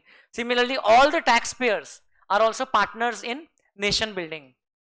अब जो निर्मला सीतारमन जी की स्पीच आई थी, बजट की स्पीच, उसमें हमको लग रहा था टैक्स पेयर्स की बहुत तारीफ होगी, उनको बहुत कुछ, तो उनके लिए 2 शब्द बोले उन्होंने, थैंक यू, ठीक है। कि टैक्स पेयर्स, इंडिया में कितने टैक्स पेयर्स हैं, इनडायरेक्ट टैक्स पेयर्स तो इंडिया का हर एक सिटीजन है। एक छोटा सा बच्चा पैदा होते से उसके लिए डायपर खरीदी जाती है, तो बस उसमें टैक्स लग जाता है ना, वो भी टैक्स भरता है, एंड वहां से लेकर के सीनियर सिटीजन। हाँ, डेथ के बाद में जीएसटी एग्जेम्प्ट होता है, मरने के बाद में जीएसटी एग्जेम्प्ट होता है। जीएसटी में अपन लोग ने देखा था अर्ली बर्ड में कि फ्यूनरल वगैरह की जो सर्विसेज रहती है उस पर जीएसटी नहीं लगता, लेकिन पैदा होते से जीएसटी लगना शुरू हो जाता है बच्चे को, है ना। इनडायरेक्टली तो बच्चा ही बेयर कर रहा है ना, है ना, उसके पिताजी माताजी तो पे कर रहे हैं, बट किसके बिहाफ पे? बच्चा हुआ है उसके बिहाफ पे, ध्यान रखना पड़ेगा ना फिर। सो इनकम टैक्स और जीएसटी ये दो हमारे टैक्सेस हैं। अब income tax is of 50 marks and GST is also of 50 marks, and now in all the subjects taxation में तो पहले से ही था, there will be MCQs of 30%। तो मतलब कि इनकम टैक्स में ये सेक्शन ए रहेगा, इसमें 15 मार्क का आपको रहेगा MCQ और बाकी का रहेगा डिस्क्रिप्टिव, क्योंकि 50 का 30% कितना होता है 15 एंड 35 मार्क्स का रहेगा डिस्क्रिप्टिव, और इसमें भी 15 प्लस 35। ऐसा ही ब्रेकअप थोड़ा पहले भी था, जब इनकम टैक्स और सर्विस टैक्स वगैरह था उस समय भी 50-50 था। फिर इंटरमीडिएट का न्यू कोर्स आया मई 2018 से, जो अब ओल्ड बन चुका है, अब तो खत्म हो जाएगा, आपके लिए तो है नहीं, तो उसमें 60-40 कर दिया था उन्होंने, तो उसमें रेशियो वैसा रहता था अलग अलग, लेकिन अब ऐसा रहेगा बड़ा सिंपल। ये जो एमसीक्यूज रहते हैं बेटा 30 मार्क्स के, इसका पेपर आईसीआई घर ले जाने को नहीं देता है, ये आपको वही के वही सॉल्व करना है, ओएमआर में आपको आंसर भरना है और सबमिट कर देना है। लेकिन कुछ कुछ नॉटी बच्चे क्या करते हैं, वो पेपर का फोटो खींच लेते हैं और सोशल मीडिया पे टेलीग्राम चैनल में रिलीज कर देते हैं। तो पिछले 1-2 बार के एमसीक्यू पेपर्स भी अपने को मिल चुके हैं, जिसको मैंने सॉल्व करके यूट्यूब पे डाला हुआ है, ओके, वरना ये नहीं होता है। डिस्क्रिप्टिव पेपर होता है आपका 35 प्लस 35 मार्क्स का। अब इसका एग्जैक्ट पैटर्न कैसा रहेगा ये तो देखना होगा, लेकिन इन ऑल प्रोबेबिलिटी इसका पैटर्न रहेगा, आपको एक क्वेश्चन कंपलसरी रहेगा इसमें, दोनों सेट में दोनों पार्ट्स में एक एक क्वेश्चन कंपलसरी, और बाकी के 4 या 5 रहेंगे और उसमें से कोई एक छोड़ सकते हैं। सो 1 question of each section will be compulsory and remaining question में से एक छोड़ सकते हैं। अब जो बाकी के क्वेश्चंस रहेंगे, समझो for example now at this stage we don't know how they will keep the marking scheme, okay, लेकिन पहले कैसा होता था, एक क्वेश्चन 35 के हिसाब से पहले कभी हुआ ही नहीं एग्जाम, 35 के हिसाब से, 50 के हिसाब से हुआ है, 42 के हिसाब से हुआ है, 35 के हिसाब से नहीं हुआ है। तो एक क्वेश्चन मान लो 14 मार्क्स का कंपलसरी रहेगा आपका, ओके, इनकम टैक्स में 14 मार्क्स का टोटल इनकम का फुल फ्लेजेड क्वेश्चन आएगा, और बचे कितने मार्क्स 21 मार्क्स। 21 मार्क्स के लिए आपको 7 मार्क के 3 क्वेश्चन करना है, दिए रहेंगे 4 में से 3 क्वेश्चन करना है, ठीक है। अब उस within the 7 mark question also there can be breakup 3+4 या 5+2 ऐसा कुछ रह सकता है। तो ये हो गया टोटल 35, एंड वैसे यहां पर चांसेस है या यहां पर हो सकता है कुछ अलग करे, 14 मार्क का भी जो क्वेश्चन है हो सकता है इट विल बी 7+7 या 8+6, ओके, ऐसा ब्रेकअप हो सकता है। When will we come to know about this breakup, because आपका न्यू कोर्स आ गया है, तो इसका जब एमटीपी आएगा मॉडल टेस्ट पेपर, तो उसमें हमको पता चलेगा कि एग्जैक्ट मार्किंग स्कीम कैसी रहेगी। हमको यहां पर प्रेडिक्ट करते नहीं आता है कि कौन से चैप्टर से कितने मार्क्स का आने वाला है, राइट। अब एमसीक्यूज जो है वो अभी भी जो आ रहे हैं, मई 2019 से एप्लीकेबल हो गए थे एमसीक्यूज, मई 2019 से। उसके पहले टैक्सेशन में एमसीक्यूज नहीं पूछते थे, बहुत पहले पूछते थे, फिर उसके 10-15 साल पहले पूछते थे, लेकिन उस बीच में नहीं। अब एमसीक्यूज कुछ एमसीक्यूज 1 मार्क के रहेंगे, कुछ एमसीक्यूज 2 मार्क के रहेंगे, उसके ऊपर के नहीं रहेंगे। एमसीक्यूज में there is no negative marking, जिसका खौफ था आपको अभी तक के, है ना, मैथ्स, स्टैट्स और इकोनॉमिक्स में। तो एटलीस्ट एमसीक्यूज के 30 मार्क्स तो पूरा सॉल्व करके आना है। कोई भी स्टूडेंट रहे 0 पढ़ाई करके भी गया तो 30 मार्क का तो पेपर करके आएगा, और इसमें कुछ तो लिख के आ जाएगा। आप क्या लगता है 30 में से कितने मिल जाएंगे? 27-28 तो इसी में से मिल जाएंगे। बचे में से कितना स्कोर करना है? 12-13 मार्क्स हो गए 40। ऐसा नहीं है, एमसीक्यूज में स्कोर करना बहुत आसान नहीं रहने वाला है। ये एमसीक्यूज एकदम स्ट्रेट फॉरवर्ड डायरेक्ट नहीं रहेंगे। ये एमसीक्यूज यदि आपको टैकल करना है तो आपको इन डेप्थ प्रोविजंस की अंडरस्टैंडिंग रिक्वायर्ड रहेगी। So for tackling the paper you will require a lot of understanding, है ना। आप टैक्स को रट्टा मार के बिल्कुल नहीं कर सकते हो कि हमने ये रट लिया वो भी रट लिया, क्योंकि जब तक के आप नया रटोगे तब तक पुराना वाला वॉश आउट हो जाएगा, last in first out, okay, या फीफो ही हो गया, जो पहले आया था वो पहले उड़ गया, फिर जो बाद में आया वो बाद में उड़ गया। It's just a matter of time, जो रटी हुई चीज है वो भूल जाओगे। एंड जैसे अभी अगस्त चल रहा है, आप मुझे नवंबर महीने में मिलोगे और बोलोगे कि सर हमको तो अगस्त में जो पढ़ाया था वो याद नहीं आ रहा। फिर आप 2024 के जनवरी में मिलोगे और बोलेंगे कि नवंबर का याद नहीं आ रहा, वो दिवाली के पहले क्या क्या था, कुछ सब सब भूल जाऊंगा। फिर ऐसे तो आपको मई तक याद रखना है, तो कैसे करना है? Only based on understanding and multiple revisions. See, मैंने आपको बताया कि मेरे रैंक्स है ये वो, उसका कोई यूज नहीं है अगर मैं उसकी मदद से आगे किसी को वैल्यू ऐड नहीं करके दे सकता हूं। वो रैंक सिर्फ एक कागज का टुकड़ा है, राइट? अब रैंक कैसे आए उसमें मैं आपको गाइड कर सकता हूं, क्योंकि I have been as a student, I have been doing multiple revisions. मेरी मेमोरी ऑनेस्टली उतनी स्ट्रांग नहीं है। कुछ कुछ चीजें याद रखना है तो वो याद रह जाती है, लेकिन सिलेक्टिव मेमोरी है मेरी। कुछ चीजें ऐसी बोलता हूं कि एकदम डिलीट हो जाती है, बाद में को याद दिलाए तो याद आता है, अच्छा हाँ ऐसा कुछ हुआ था। सो कई बार मूवी के सीन्स रहते हैं, आपको तो एकदम डायलॉग बाय डायलॉग याद रह जाते हैं, मुझे याद ही नहीं रहते। मैं सेकंड टाइम भी सेम मूवी देखता हूँ तो ऐसा लग रहा है फर्स्ट टाइम देख रहा हूँ, सीरियसली, मतलब with in a matter of few weeks. तो क्योंकि मूवी को मैं उतना सीरियसली लेता नहीं हूँ, मैं देखता हूँ और इंजॉय करके भूल जाता हूँ। एक आध बार तो मैंने कोई वेब सीरीज भी 2 बार देख डाली, फिर लगा कि कुछ तो देखा देखा सा लग रहा है, कुछ एपिसोड्स के बाद समझ आया कि ये तो अपन ने देखा हुआ है। होता है ऐसा मेरे साथ में। लेकिन कुछ तारीखें हैं, कुछ तारीखें, डेट्स लाइफ में जो याद रह जाती हैं। आप लोग की भी कुछ डेट्स होंगी जो आपको याद होगी, है ना, समझ रहे हो ना? और जैसे किस दिन आप सीए फाउंडेशन पास हुए थे, 7 अगस्त, 7 अगस्त शाम को, है ना, पास हो गए थे। फिर किस दिन आपकी फाउंडेशन की एग्जाम खत्म हुई थी, किस दिन आपकी इंटर की बैच स्टार्ट हुई, ऐसे कुछ कुछ तारीखें याद रह जाती हैं, right? So understanding and revision is important. Revision is important because आपको यहां पर क्या रिक्वायर्ड रहेगा, आपको रिकलेक्शन करना होगा एग्जाम में। एग्जाम में आपको सिर्फ 100 मार्क में प्रूफ करना है कि आपको टैक्स आता है। आपको एक्सपर्ट नॉलेज ऐसा नहीं प्रूफ करना है, आपको वर्किंग नॉलेज आ गया ऐसा प्रूफ करना है, so that they will clear you and you will be eligible for articleship training. 2 महीने की प्रैक्टिकल ट्रेनिंग है, जो सीए कोर्स का बेस्ट फीचर लगता है मुझे, बेस्ट मतलब बेस्ट। अगर वो हटा दो सीए के कोर्स में से तो it will be just like any other degree course, जिसका कोई मतलब इंडस्ट्री वैल्यू नहीं करेगी। नहीं तो वो आपको ट्रेनिंग ही देंगे पहले साल में, तो आपकी ट्रेनिंग साथ साथ में हो रही है पढ़ाई के साथ साथ में। सो आपको एग्जाम्स क्लियर करने के लिए रिकलेक्ट करना पड़ेगा। ओके, रिकलेक्ट तब होगा जब आपने वो चीज को मल्टीपल बार पढ़ा है। एंड चीजें इतनी वास्ट है, इतनी वास्ट है, मैं आपकी जानकारी के लिए बता दूं, सिर्फ इनकम टैक्स में there are 15 chapters as per my classification in the book, and GST में देर आर 10 चैप्टर्स। अब वो एक एक चैप्टर के 2-2 सब पार्ट्स भी हैं, section A, section B and so on. तो there are how many chapters total? 25 chapters. Number देख के कोई डर नहीं लगता है, हाँ सर उतना तो कर ही लेंगे, तैयारी से आए थे। लेकिन एमसीक्यूज में there is one extra chapter in both, which is case study based MCQ. जो एमसीक्यू मैंने आपको बताया ना 1 या 2 मार्क वाले, उसमें से कुछ एमसीक्यूज, कुछ marks case study based MCQs पे डिपेंडेंट रहेंगे। मतलब आपको एक केस दिया रहेगा, डेटा दिया रहेगा वर्डेड फॉर्म में, और उसके ऊपर आपको 3-4 कैलकुलेशन बेस्ड या एप्लीकेशन बेस्ड क्वेश्चंस पूछेंगे। So therefore taxation subject is a semi practical subject. It's neither theory completely nor practical completely.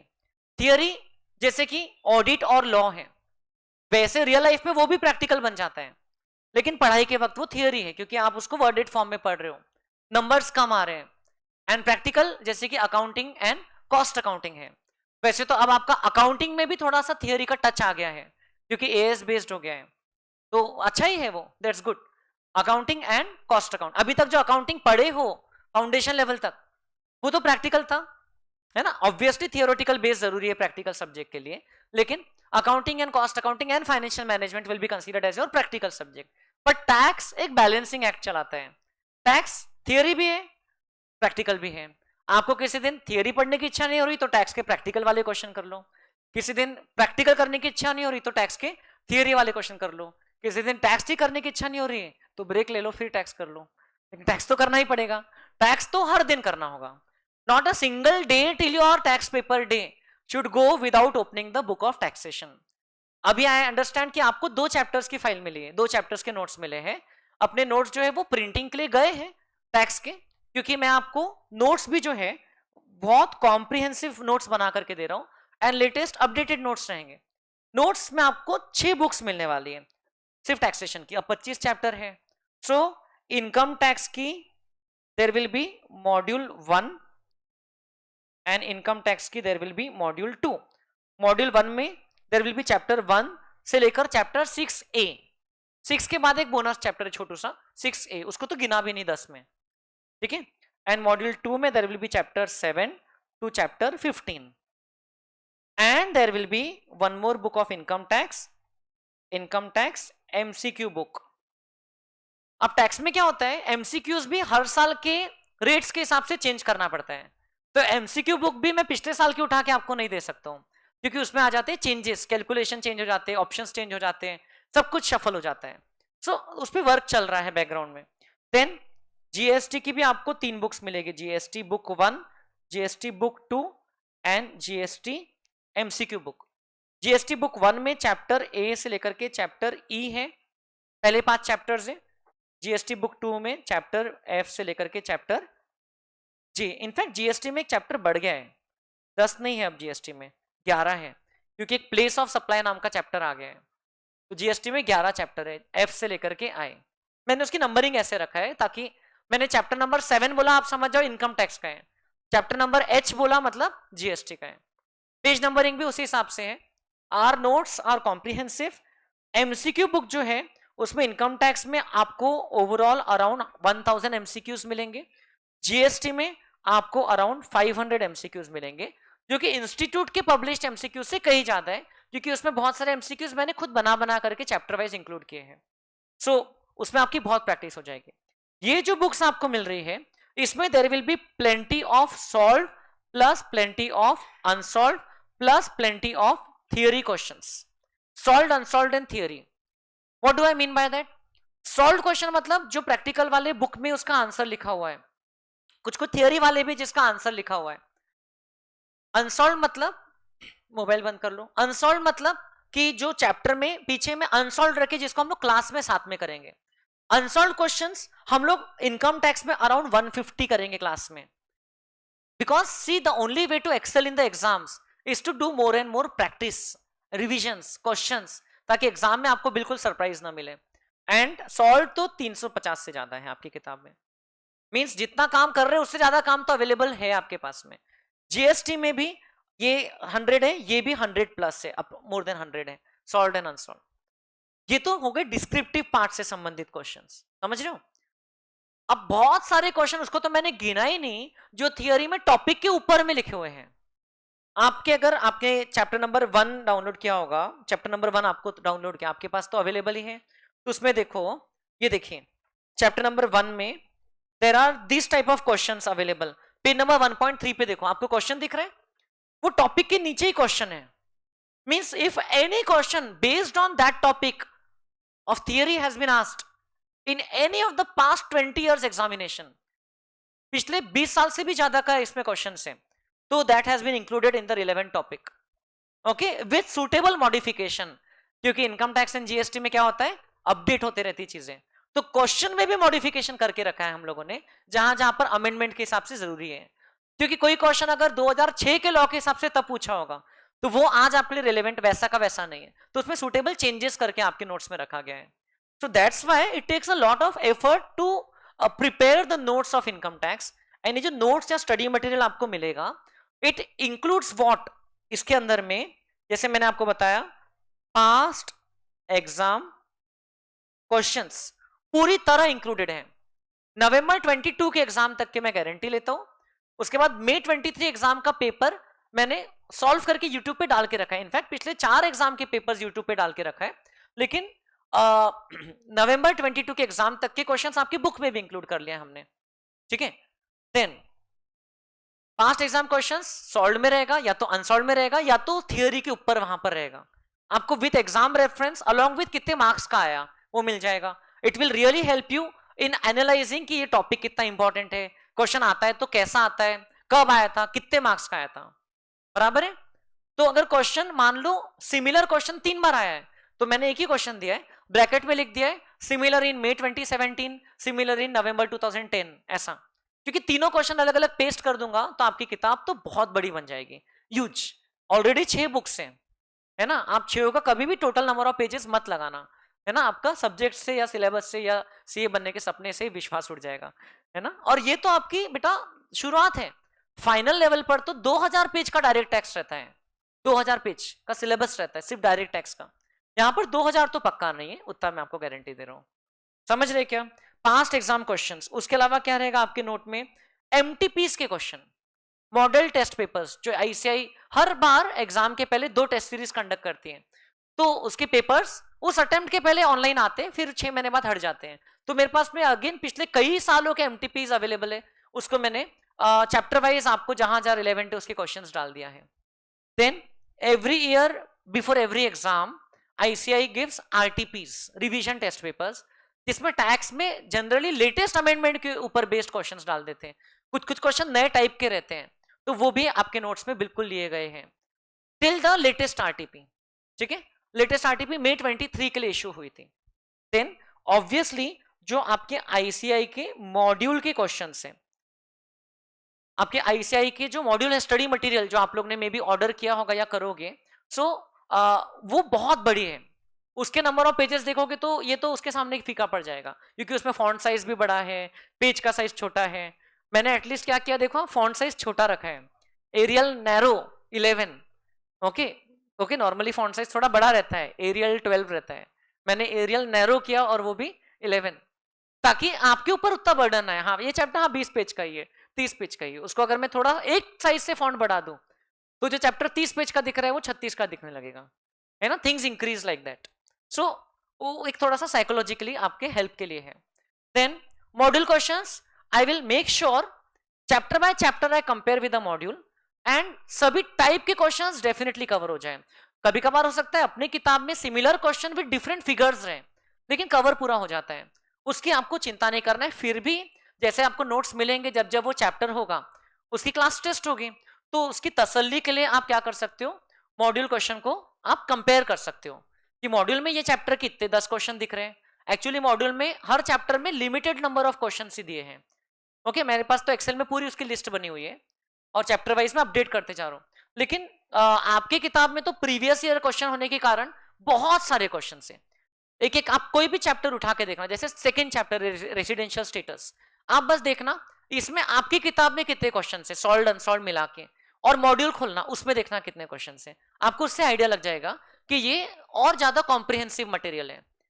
वरना आपको आईसीआई की वेबसाइट पे बहुत सारा पास्ट मटेरियल नहीं मिलेगा जो बहुत पुराना पुराना है, मतलब कि जब पी2 पैटर्न में एग्जाम होती थी ना, तब से अपने पास क्वेश्चन है। पी2 पैटर्न मतलब मैंने पीसीसी में पढ़ाई किया था, उसके पहले पी2 था, ओके, उसके बाद में आईपीसीसी आया, उसके बाद में सीए इंटर आया, है ना, जो तब न्यू कोर्स था अब वो ओल्ड बन गया, एंड अब फाइनली आपका सीए इंटर आया जिसमें आप भी पहली एग्जाम दोगे। तो ये चारों एग्जाम से रिलेटेड क्वेश्चन है, 20 साल के क्वेश्चन है, मतलब 40 एग्जाम के क्वेश्चन नहीं है, 40 से ज्यादा है, क्योंकि इसके पहले जब भी सिलेबस चेंज होता था, जो ओल्ड कोर्स रहता था वो साइमल्टेनियसली 3-4 अटेम्प्ट तक और चलता था, न्यू कोर्स भी चलता था, तो पेपर्स अलग अलग रहते थे, ओल्ड कोर्स का पेपर अलग, न्यू कोर्स का अलग, तो वो दोनों को इंक्लूड किया है। सो उतनी मेहनत हुई है बैकग्राउंड में, आपको ट्रस्ट करना पड़ेगा। ये जो नोट्स है ना, आप मेरे ऊपर ट्रस्ट करो ना करो, आई होप कुछ दिन में मैं कमा लूंगा वो ट्रस्ट, लेकिन नोट्स के ऊपर आपको ट्रस्ट करके ही आगे बढ़ना होगा। वरना क्या होगा, टेलीग्राम में आप जाओगे, आपको 50 टाइप के नोट्स मिलेंगे, चार्ट्स एंड ये वो समरी नोट्स ये वो, लेकिन आपको उसमें कौन सा अपडेटेड है, कौन सा कॉम्प्रिहेंसिव है, अभी आपको वो जजमेंट नहीं आएगा। ओके, मेरे फ्रेंड के साथ हुआ था टैक्सेशन में, उस समय अनफॉर्चुनेटली हमारे पास उतने अच्छे नोट्स एक थे नहीं प्रॉपर, सो उसने 4 जगह से नोट्स अरेंज किया था और कंपेयर कर करके पढ़ता था हर एक सेक्शन, एंड उसको टैक्स में 42 मार्क्स मिले थे, और मतलब लकीली पास हो, बाकी सब में तो अच्छे मिले थे। He was a brilliant student, first attempt में सीए बन गया, लेकिन जिसमें ज्यादा इतने ही काड़िया किया था उसको कम मिले।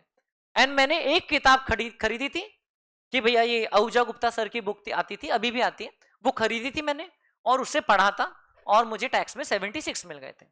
Okay, in intermediate I had scored 76 in my taxation, in final I scored 86 in IDT and 78 in DT. तो मतलब टैक्स में मार्क्स कैसे स्कोर करना है मुझे आता है। My students have scored as high as 84 marks in taxation, उससे ज्यादा मेरे कोई स्टूडेंट को अभी तक के इंटरमीडिएट के लेवल पर आए नहीं है। आपके पास में 16 मार्क्स का स्कोप है ना, न्यू कोर्स से एक्सपेक्टेड है कि फर्स्ट टाइम न्यू कोर्स की एग्जाम आएगी तो थोड़ी इजी आएगी, ऐसा एक्सपेक्टेड है, बट अपने एफर्ट्स को बिल्कुल इजी मत करो। एग्जाम इजी आएगी तो 75 की जगह 85 मार्क्स मिलना चाहिए। ऐसा नहीं कि ठीक है सर इजी आएगी तो हम 65 की तैयारी करते हैं, ऐसा नहीं। Okay, I can not comment like that. Okay, about level of difficulty. Every exam is easy for those who study and difficult for those who don't study. Every time CA के एग्जाम में mixed reviews ही आते हैं। कभी भी कोई students ने unanimously नहीं बोला कि सर आज का पेपर तो भयंकर इजी था, ऐसा पेपर तो कभी देखा ही नहीं। एंड कभी यूनानिमसली ये भी नहीं बोला कि सर इतना डिफिकल्ट था, सभी ने नहीं बोला कि बहुत डिफिकल्ट था। कुछ स्टूडेंट रहते हैं जो बोलते सर डुएबल था, हाँ लेंदी था, डिफिकल्ट होगा लेकिन डुएबल था। सो ऐसा थोड़ा एक पेपर तो रहेगा ही ना बेटा, एक ग्रुप में से एक पेपर थोड़ा सा हट के बनाते हर बार, देखते इस बार कौन सा फंसता है आपके अटेम्प्ट में। So past exam question, MTP, RTP, module questions and sometimes some extra concept questions. मतलब कि जो कोई वो पर्टिकुलर कॉन्सेप्ट को पढ़ाने के लिए रेलेवेंट है या कुछ इलस्ट्रेशन टाइप का है तो वो भी इंक्लूडेड रहेगा आपके नोट्स में। एंड ये तो सिर्फ क्वेश्चंस की बात किया, बट सिर्फ क्वेश्चन सेट नहीं दिया है मैंने आपको। नोट्स में आपका पूरी तरह कॉम्प्रिहेंसिवली जो प्रोविजंस का कवरेज है वो है। हम टैक्सेशन पढ़ेंगे, ये लॉ है, लॉ में प्रोविजंस होते हैं, तो पूरा प्रोविजन वेल कवर्ड है along with section reference, along with कौन सा अमेंडमेंट कौन से एक्ट से आया, कब आया, कब से इफेक्टिव हुआ। सो आपको ये जो मिल रहा है एकदम अपडेटेड है and updated for May 24 examination, ये जो आपको मिल रहा है। ठीक है, इसके बाद में जीएसटी का जो मॉड्यूल 1 मैंने आप लोगों को दिया, आपको बताया था इसमें और चेंजेस आने वाले हैं, क्योंकि आपका अमेंडमेंट्स कब तक एप्लीकेबल होता है, 31 अक्टूबर 2023 तक के। ये डेट तो आने की है, तो ये डेट तक के जो भी नोटिफिकेशन एंड सर्कुलर्स के थ्रू अमेंडमेंट्स आते हैं वो आपको इनकम टैक्स में भी और जीएसटी में भी लागू रहेंगे। सो आई कैन नॉट से कि भाई हर चीज आ गई, क्योंकि जो आने वाला है वो अभी से डाल दूंगा तो सबको पता चल जाएगा मेरी शक्तियों का, तो मैं अभी से नहीं डालूंगा। वो जब आ जाएगा ऑफिशियली उसके बाद आपको मैं अलग से उसका सप्लीमेंट्री मटेरियल प्रोवाइड कर दूंगा, सप्लीमेंट्री स्टडी मटेरियल। ओके, ये भी आपको मिल जाएगा 31 अक्टूबर के बाद में, एंड हमारी बैच तब चलती रहेगी। एंड जो भी कुछ तब तक के एक्स्ट्रा चेंजेस आते हैं वो मैं आपको समझा भी दूंगा। ठीक है, इस बार एक्सपेक्टेड है कि बहुत ज्यादा नहीं आएगा 31 अक्टूबर तक के, क्योंकि अब इलेक्शन ईयर नजदीक आ रहे हैं, तो बहुत ज्यादा एकदम स्ट्रक्चरल चेंजेस नहीं करेंगे। हाँ, तो छोटे मोटे चेंजेस होते रहते हैं, वो तो अभी 2 महीने बचे उसमें करेंगे, बट जो चेंजेस हो चुके हैं वो आपके नोट्स में रहेंगे। अर्ली बर्ड बैच को जो जीएसटी मॉड्यूल 1 मिल चुकी है वही मॉड्यूल 1 बाकी भी बैच को मिलेगी, मतलब आप लोगों का जब जीएसटी आएगा तब। लेकिन उसमें और चेंजेस आ गए हैं, क्योंकि उसमें फाइनेंस एक्ट 2023 के जरिए चेंजेस जो है वो बाद में नोटिफाई कर दिए गए कि with effect from 1 August certain changes are applicable, तो वो मैं अलग से आपको उसका भी सप्लीमेंट्री मटेरियल प्रोवाइड कर दूंगा। एंड अगर इनकेस फॉर एनी रीजन आप मे का एग्जाम दे नहीं रहे हो या निकला नहीं, तो नवंबर एग्जाम के लिए आपको अलग से अमेंडमेंट का मटेरियल मिल जाएगा कि क्या अमेंडमेंट एप्लीकेबल रहते हैं। And I keep on doing this year after year, batch after batch. ये जो अमेंडमेंट मटेरियल रहता है मैं बनाता हूँ, उसका या तो क्लास में समझा देता हूँ, क्लास कोई चलती रही तो, या तो फिर वीडियो रिकॉर्ड करके यूट्यूब पे डाल देता हूँ। ओके, तो ये हमेशा स्टूडेंट्स को आगे तक के अवेलेबल रहता है, क्योंकि कुछ कुछ स्टूडेंट को 2-2 3-3 साल लग जाते हैं एग्जाम क्लियर करने को, तो they will require amendments. But around 2 साल के बाद में आपने फिर न्यू बुक खरीद लेना चाहिए, क्योंकि 2 साल में इतने चेंजेस हो जाते हैं कि वो पुरानी बुक एज इट इज उसमें अमेंडमेंट करते जा रहे हो, तो आपको समझ में आने में दिक्कत जा सकती है। समझ रहे क्या? So this is the set of notes that we have prepared for you. MCQs में भी आईसीएआई के पूरे एमसीक्यूज कवर्ड है। आईसीएआई ने एमसीक्यूज अलग अलग जगह पर दिया है, एमटीपीज में, आरटीपीज में। आईसीएआई का एमसीक्यू का अलग से बुकलेट आता है, तो वो सब कभी कभी चैप्टर की फाइल में, वो सब एमसीक्यू की बुक में इंक्लूडेड है, प्लस जो मैंने अलग से आपके लिए एमसीक्यूज बनाए हैं वो भी हैं, along with the final answers of the same. ठीक है, तो ये आपका कंटेंट रहेगा।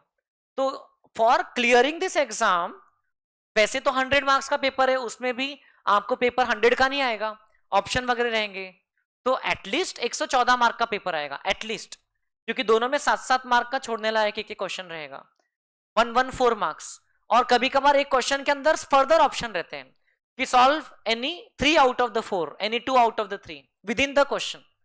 ओके, जैसे आपको कुछ पूछा तो व्हाट हैपेंस इज 114 मार्क में से आपको सिर्फ 40 मार्क लाना है, बट 40 का आंकड़ा दिमाग से निकाल दो, बिकॉज 40 का सोचोगे तो सिलेक्टिव स्टडी करोगे, है ना। कोई चैप्टर डिफिकल्ट लगा, छोड़ने का सोच लिया, कोई चैप्टर अच्छा लगा, ज्यादा पढ़ लिया, ऐसा नहीं करना है।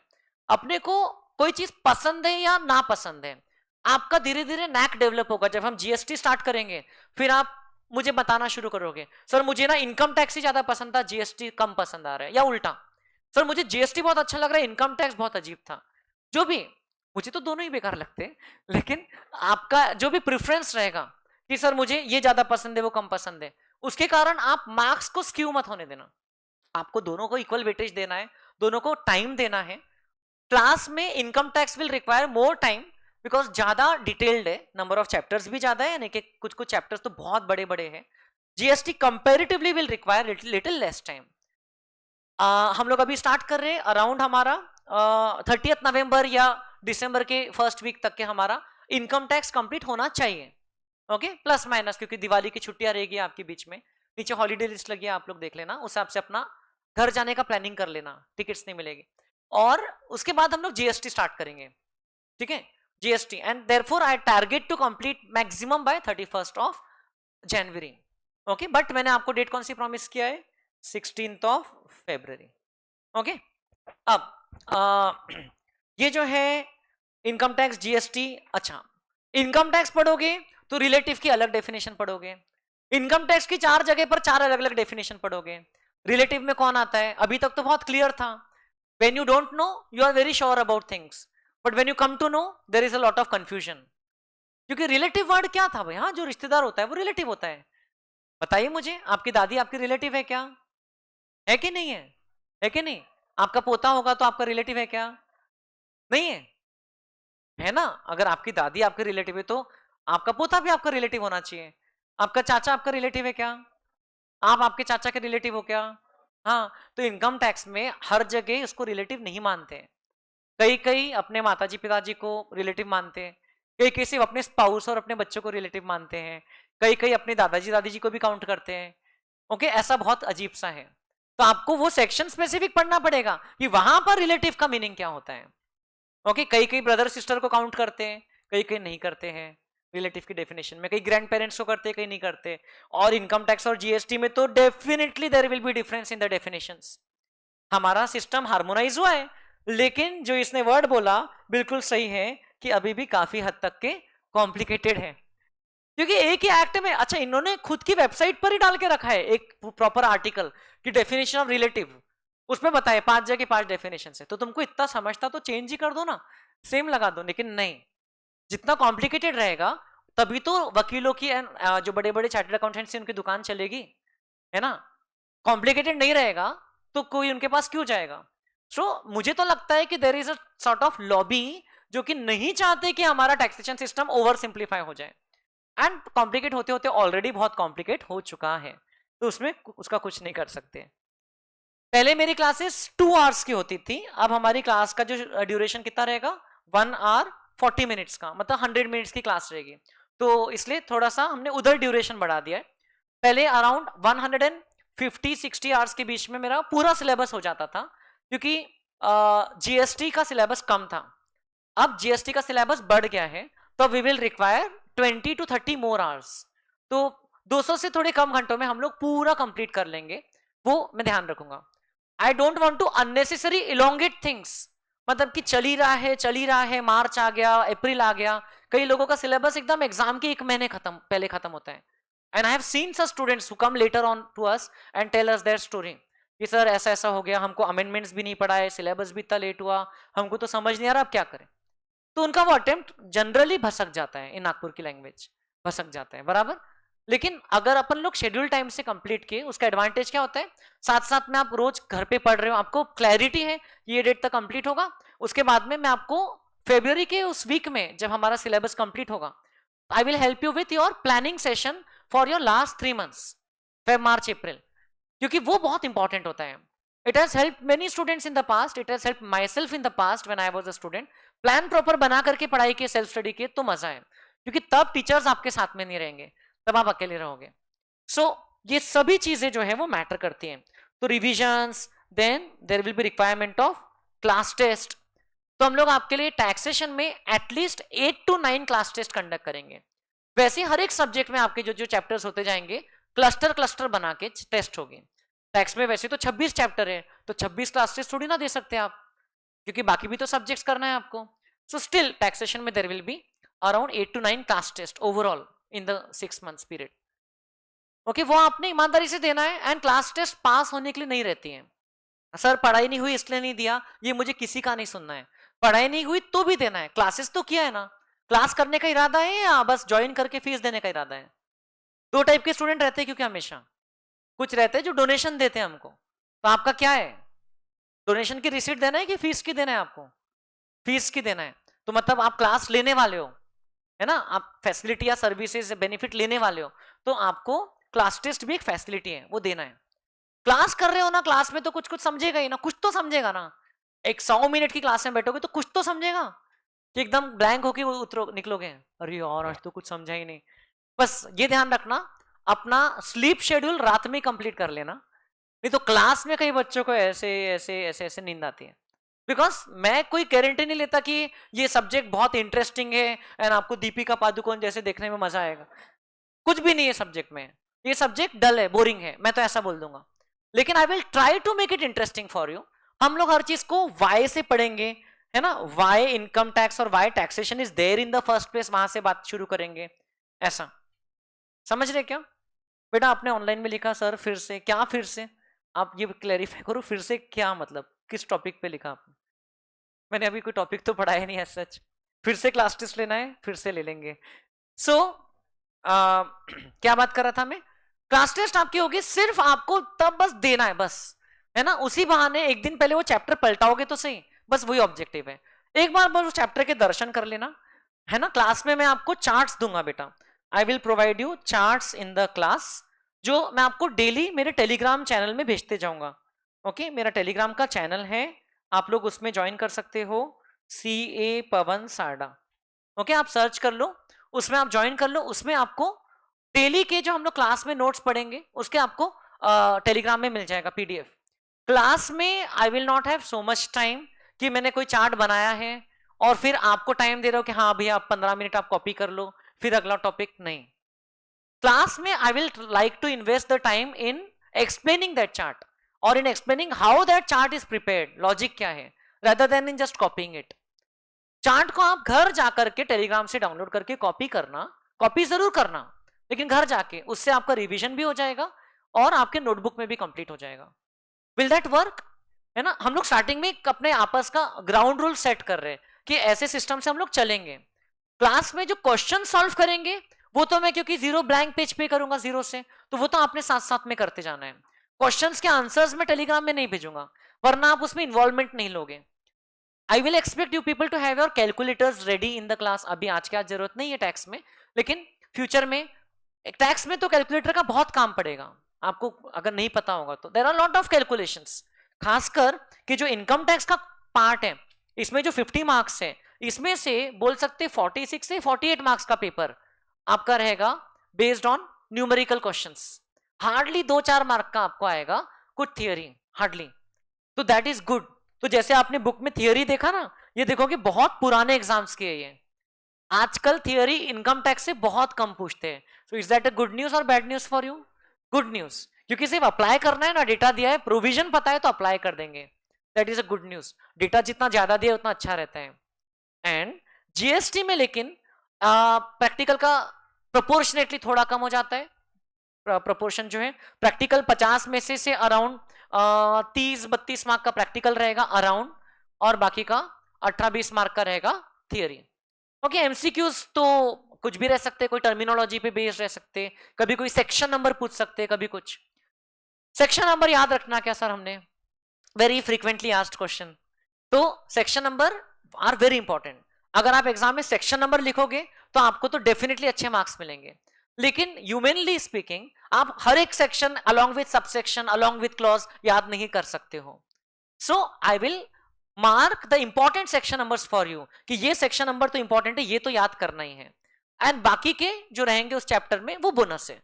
अब वो हो गए तो अच्छा, 4 बार पढ़े, हो गए याद कुछ कुछ तो अच्छा, नहीं हुए तो गलत लिख के मत आ जाना एग्जाम में।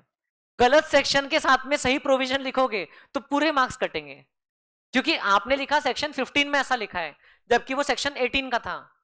तो आपने लिख दिया as per the provisions of section 15 of the income tax act 1961, आगे लिख दिया। उसने देखा रे तो ये सेक्शन में है ही नहीं, खत्म, जीरो। तो ऐसा गलती मत करना, ओके। बाकी section numbers I will mark कहां कहां पर रेलेवेंट है, कहां ज्यादा इंपॉर्टेंट है। जीएसटी के सेक्शन नंबर याद करने में कम दिक्कत जाएगी क्योंकि कम ही है। इनकम टैक्स में थोड़े ज्यादा है सेक्शंस जो आपको देखना है, बट वो चैप्टर वाइज हम लोग जहां जहां जो सेक्शन याद करने लायक है उसको मार्क करते हुए चलेंगे। लेकिन मेरी बुक में तो मैंने हर एक सेक्शन का, सब सेक्शन का नंबर देके रखा है, एक्सप्लेनेशन नंबर, क्लॉज नंबर, या कई notification number, circular number, date, कब से इफेक्टिव हुआ। आपको उतनी बारीक बारीक डिटेल में नहीं जाना है, डोंट वरी, बिकॉज मेरा काम क्या है, मुझे तो कंप्लीटनेस, कॉम्प्रिहेंसिव तरीके से नोट्स देना है ना आपको, तो मैं तो अपने पर्पसली करूंगा। जैसे चैप्टर 1 में ही देखो, पेज नंबर 4 पे देखो, ऊपर एक सर्कुलर है, एक छोटा सा सर्कुलर का कुछ आपको लिखा है, तीन लाइन का, इसमें सर्कुलर नंबर लिखा है, ये याद नहीं करना है आपको, don't worry, you don't have to remember this circular number, है ना। सर्कुलर के अंदर क्या लिखा है, इसमें ये केस भी याद नहीं रखना है कि कौन से केस में ये जजमेंट आया था, क्या हुआ था, ऑलराइट। आपको सिर्फ उसका मेन, उसका आउटकम क्या है वो ध्यान रखना है, क्योंकि आपको तो प्रैक्टिकल क्वेश्चन आने वाला है, आपको वर्डेड फॉर्म में, हाँ, क्वेश्चन के आंसर के बाद आपको नोट्स वगैरह लिखना पड़ सकता है, उस पर वेटेज रहता है। आपने आंसर लिखा, computation of income ABCDEF total minus ये वो, लेकिन आपको फिर नीचे नोट्स लिखना पड़ेगा कि आपने सैलरी को क्यों लिया, आपने अलाउंस को क्यों लिया इनकम में, आपने हाउस प्रॉपर्टी के रेंट को क्यों लिया या क्यों नहीं लिया, जो भी रीजन है आपको नीचे लिखना पड़ेगा। सेक्शन नंबर के साथ लिखोगे नोट तो बहुत अच्छा, नोट आंसर के नीचे भी लिख सकते हो, आंसर के साथ में भी लिख सकते हो। इसलिए आंसर्स कैसे लिखना, इसके लिए there are more than 300 solve questions in the book. आपको ये बुक पे बहुत ज्यादा ट्रस्ट करना पड़ेगा, क्योंकि अगर आप ये बुक पे ट्रस्ट नहीं करोगे तो आप और 3-4 जगह से मटेरियल जमा करोगे और आप फिर हो जाओगे कंफ्यूज। पहले ये बुक को कंप्लीटली पूरा करो, उसके बाद में इसको और एक बार करो, फिर इसको तीसरी बार करो, फिर भी बहुत टाइम बच गया, जो कि पक्का नहीं बचेगा, तो आप लोग और भी बुक लेकर के कर सकते हो। ज्यादा से ज्यादा ये बुक के साथ सप्लीमेंट्री एक और बुक चाहिए, तो वो मटेरियल, स्टडी मटेरियल है, इंस्टीट्यूट का स्टडी मटेरियल, आप साथ साथ में चैप्टर बाय चैप्टर कंप्लीट कर सकते हो, but you will find that most of it has been duly incorporated at the relevant places. अपने चैप्टर नंबर आईसीआई के चैप्टर नंबर से डायरेक्ट मैच नहीं खाएंगे, है ना। इनफैक्ट अपने किताब में एक चैप्टर नंबर 3 है एग्जाम्शन, जो कि आईसीआई की किताब में है ही नहीं, लेकिन उन्होंने वो एग्जाम्शन को अलग अलग चैप्टर्स के अंदर घुसा के रखा है, मैंने उसका एक अलग चैप्टर बना दिया है, ओके। तो ऐसा कुछ थोड़े बहुत स्ट्रक्चरल चेंजेस हैं, कुछ कुछ टॉपिक है जो आईसीआई की किताब के चैप्टर 1 में है, अपनी किताब के चैप्टर 6 में है, ऐसा रहेगा थोड़ा बहुत here and there, but completeness पूरा रहेगा जब आपके पास में पूरा मटेरियल आएगा। You have to trust them. समझ रहे हैं क्या मैं क्या बोल रहा हूँ। So revision, class test and charts जो आपको मिल जाएंगे टेलीग्राम में, आपको मैं नोट्स भेज दूंगा। इसलिए बस एक रिक्वेस्ट है कि क्लास अपनी तो सुबह ही खत्म हो जाएगी, ओके, बट मुझे रात को 8 बजे तक के आप लोग डेली टाइम देना, मैं तो कोशिश करूंगा इमीडिएटली भेज दूं। अब बट अभी 23 से मेरी और एक बैच स्टार्ट हो रही है, तो मेरी बैक टू बैक क्लासेस रहेगी, तो कई बार मुझे शाम को 6 बजे तक टाइम ही नहीं मिलेगा नोट्स भेजने का। सो एक रिक्वेस्ट है कि 8 बजे तक रात को अगर मैंने नोट्स नहीं भेजा, फिर मुझे आप रिमाइंड कर देना कि सर वो नोट्स नहीं आए हैं। टेलीग्राम में अपना ऑफिशियल ग्रुप है, उसमें आप सब लोग जुड़ गए हो क्या, है ना, डीजीएस कैप्स का ऑफिशियल ग्रुप है, तो आप में से 1 या 2 लोग नहीं जुड़े उसमें, ओके, जो हम लोगों को पता चला है। So kindly inform us in the office about that. अब ये सब चीजें तो है, लेकिन मेन क्या है, जैसे कि कल उस स्टूडेंट ने बोला कि टीचर कितना भी अच्छा रहे, नोट्स कितने भी बढ़िया रहे, at the end of the day क्या करना है, पढ़ना है, सेल्फ स्टडी करना है, that is going to be the game changer. Same set of note, same teacher और सेम सिलेबस को लेकर के in the past students have come out as the Nagpur taxation toppers. Nagpur में जो टैक्स में टॉप करता है उसको इंस्टीट्यूट की तरफ से एक अवार्ड मिलता है, सिर्फ टैक्स वाले को मिलता है, बाकी सब्जेक्ट्स में नहीं मिलता है कुछ अवार्ड। टैक्स में अगर आपने टॉप किया तो आपको एक अवार्ड मिलता है, मुझे भी मिला था, मैं स्टूडेंट था तब, और मेरे कई स्टूडेंट्स को मिला है इन द पास्ट। तो आपके अटेम्प्ट में अगर आप टैक्स में टॉप करते हो, हाईएस्ट मार्क्स आते हैं नागपुर सेंटर से, तो आपको एक अवार्ड मिलेगा इंस्टीट्यूट की तरफ से। तो स्टूडेंट्स को मिला है अवार्ड, इसका मतलब कि these notes are worthy of trust. Students have also scored all India rank, okay. अभी क्या होता है, अभी कोचिंग क्लासेस आपके पीछे पड़ती है ना कि एडमिशन लो एडमिशन लो, तो आप लोगों को अपनी वैल्यू थोड़ी ज्यादा लगने लग जाती है। फाउंडेशन क्लियर करते हैं और आपको लगता है अरे ये टीचर भी फोन कर रहे हैं, वो भी चाहते हैं हम उनके पास आए, ये वो, तो आपको अपनी वैल्यू बढ़ के लगती है। लेकिन एक दिन के बाद में आप जब एक बार ज्वाइन कर लेते हो क्लास, तो आपको ये समझ जाना है कि भैया अब अपन लोग स्टूडेंट हैं, ठीक है। कभी भी टीचर्स के साथ में वैसा बिहेवियर मत रखना कि आपको समझता ही क्या, हमने तो फाउंडेशन पास किया है। अरे तो बेटा देख तो लो सामने कौन खड़ा है, उसने क्या क्या किया है। तो थोड़ा सा वैसा आप लोग एनालाइज करो, क्योंकि कई स्टूडेंट्स का एक ईगो आ जाता है, जज करके बैठ जाते हैं। अरे उसको क्या आता है, नाम से बात करते हो, साड़ा को क्या आता है, इसको। अरे भाई ठीक है, शांति से, आपको क्लास नहीं लगाना है तो ठीक है, लेकिन please do not create that type of environment, है ना। And it is very important to trust. मैं तो चाहता हूं कि मेरे साथ में वही स्टूडेंट रहे जो मेरे पे 100% ट्रस्ट करते हैं। अगर आपको 98% भी ट्रस्ट होगा तो you can take refund and go, thank you. Because जब तक आपको 100% ट्रस्ट नहीं है ना, आपको समझेगा नहीं, आपको मजा नहीं आएगा क्लास में। और क्लास में पहले हो सकता है पहले 7 दिन 10 दिन में आपको कुछ कुछ चीजें कम समझेगी, कुछ कुछ नए टर्म्स आएंगे, कुछ कुछ वर्ड्स ऐसे जो आपको पता ही नहीं है। मेरा पैटर्न कई लोगों को पता नहीं होगा पढ़ाने का, लेकिन आई विल इंश्योर कि जैसे जैसे सिलेबस आगे बढ़ेगा आपका पहले का भी चीजें स्ट्रांग होते जाएगी। हाँ, मैं क्लास में पुराना पुराना रिवीजन तो नहीं करवा पाऊंगा क्योंकि सिलेबस ही इतना बड़ा है। I will not have the time कि मैं रोज आ रहा हूं जैसे थियरी सब्जेक्ट्स में टीचर्स करते हैं कि पहले जो पढ़ा है उसका रिवीजन किया, फिर 4 दिन बाद जो पहले 3 दिन पढ़ा है उसका रिवीजन किया। उतना मैं पहले से ही कमिट नहीं कर रहा हूं, लेकिन हाँ, मेरे पूरे जो चैप्टर्स है उसके रिविजन्स में आपका बाद में लूंगा। जब आपका एग्जाम आएगा ना May 24 का, उसके पहले आपके लिए मैं रिवीजन सेशंस लूंगा रिलेटेड टू दिस। ओके, और ऑलरेडी पिछले अटेम्प्ट के लिए जो लिया था वो यूट्यूब वगैरह पे ऑलरेडी पूरे मैराथन लेक्चर्स वगैरह अवेलेबल है, तो वो आप देख सकते हैं। लेकिन वो सब बात की बातें है ना, वो सब चीज कम मायने रखती है। ज्यादा मायने रखती है कि भाई पहले रेगुलर बैच तो अच्छे से कर ले, अपन मेन नोट्स को तो अच्छे से पढ़ ले, फिर बाकी सब चीजें add on. Okay, so trust is very important in the teacher. अब थोड़ा सा अगर ओवरव्यू ले तो एक दुनिया के बहुत मोस्ट इंटेलिजेंट पर्सन का नाम क्या है? One of the most intelligent person of the world, Albert Einstein. उन्होंने क्या बोला है देख लीजिए। तो आपको पहले से ही मैं आपका एक रेडी करवा देता हूं।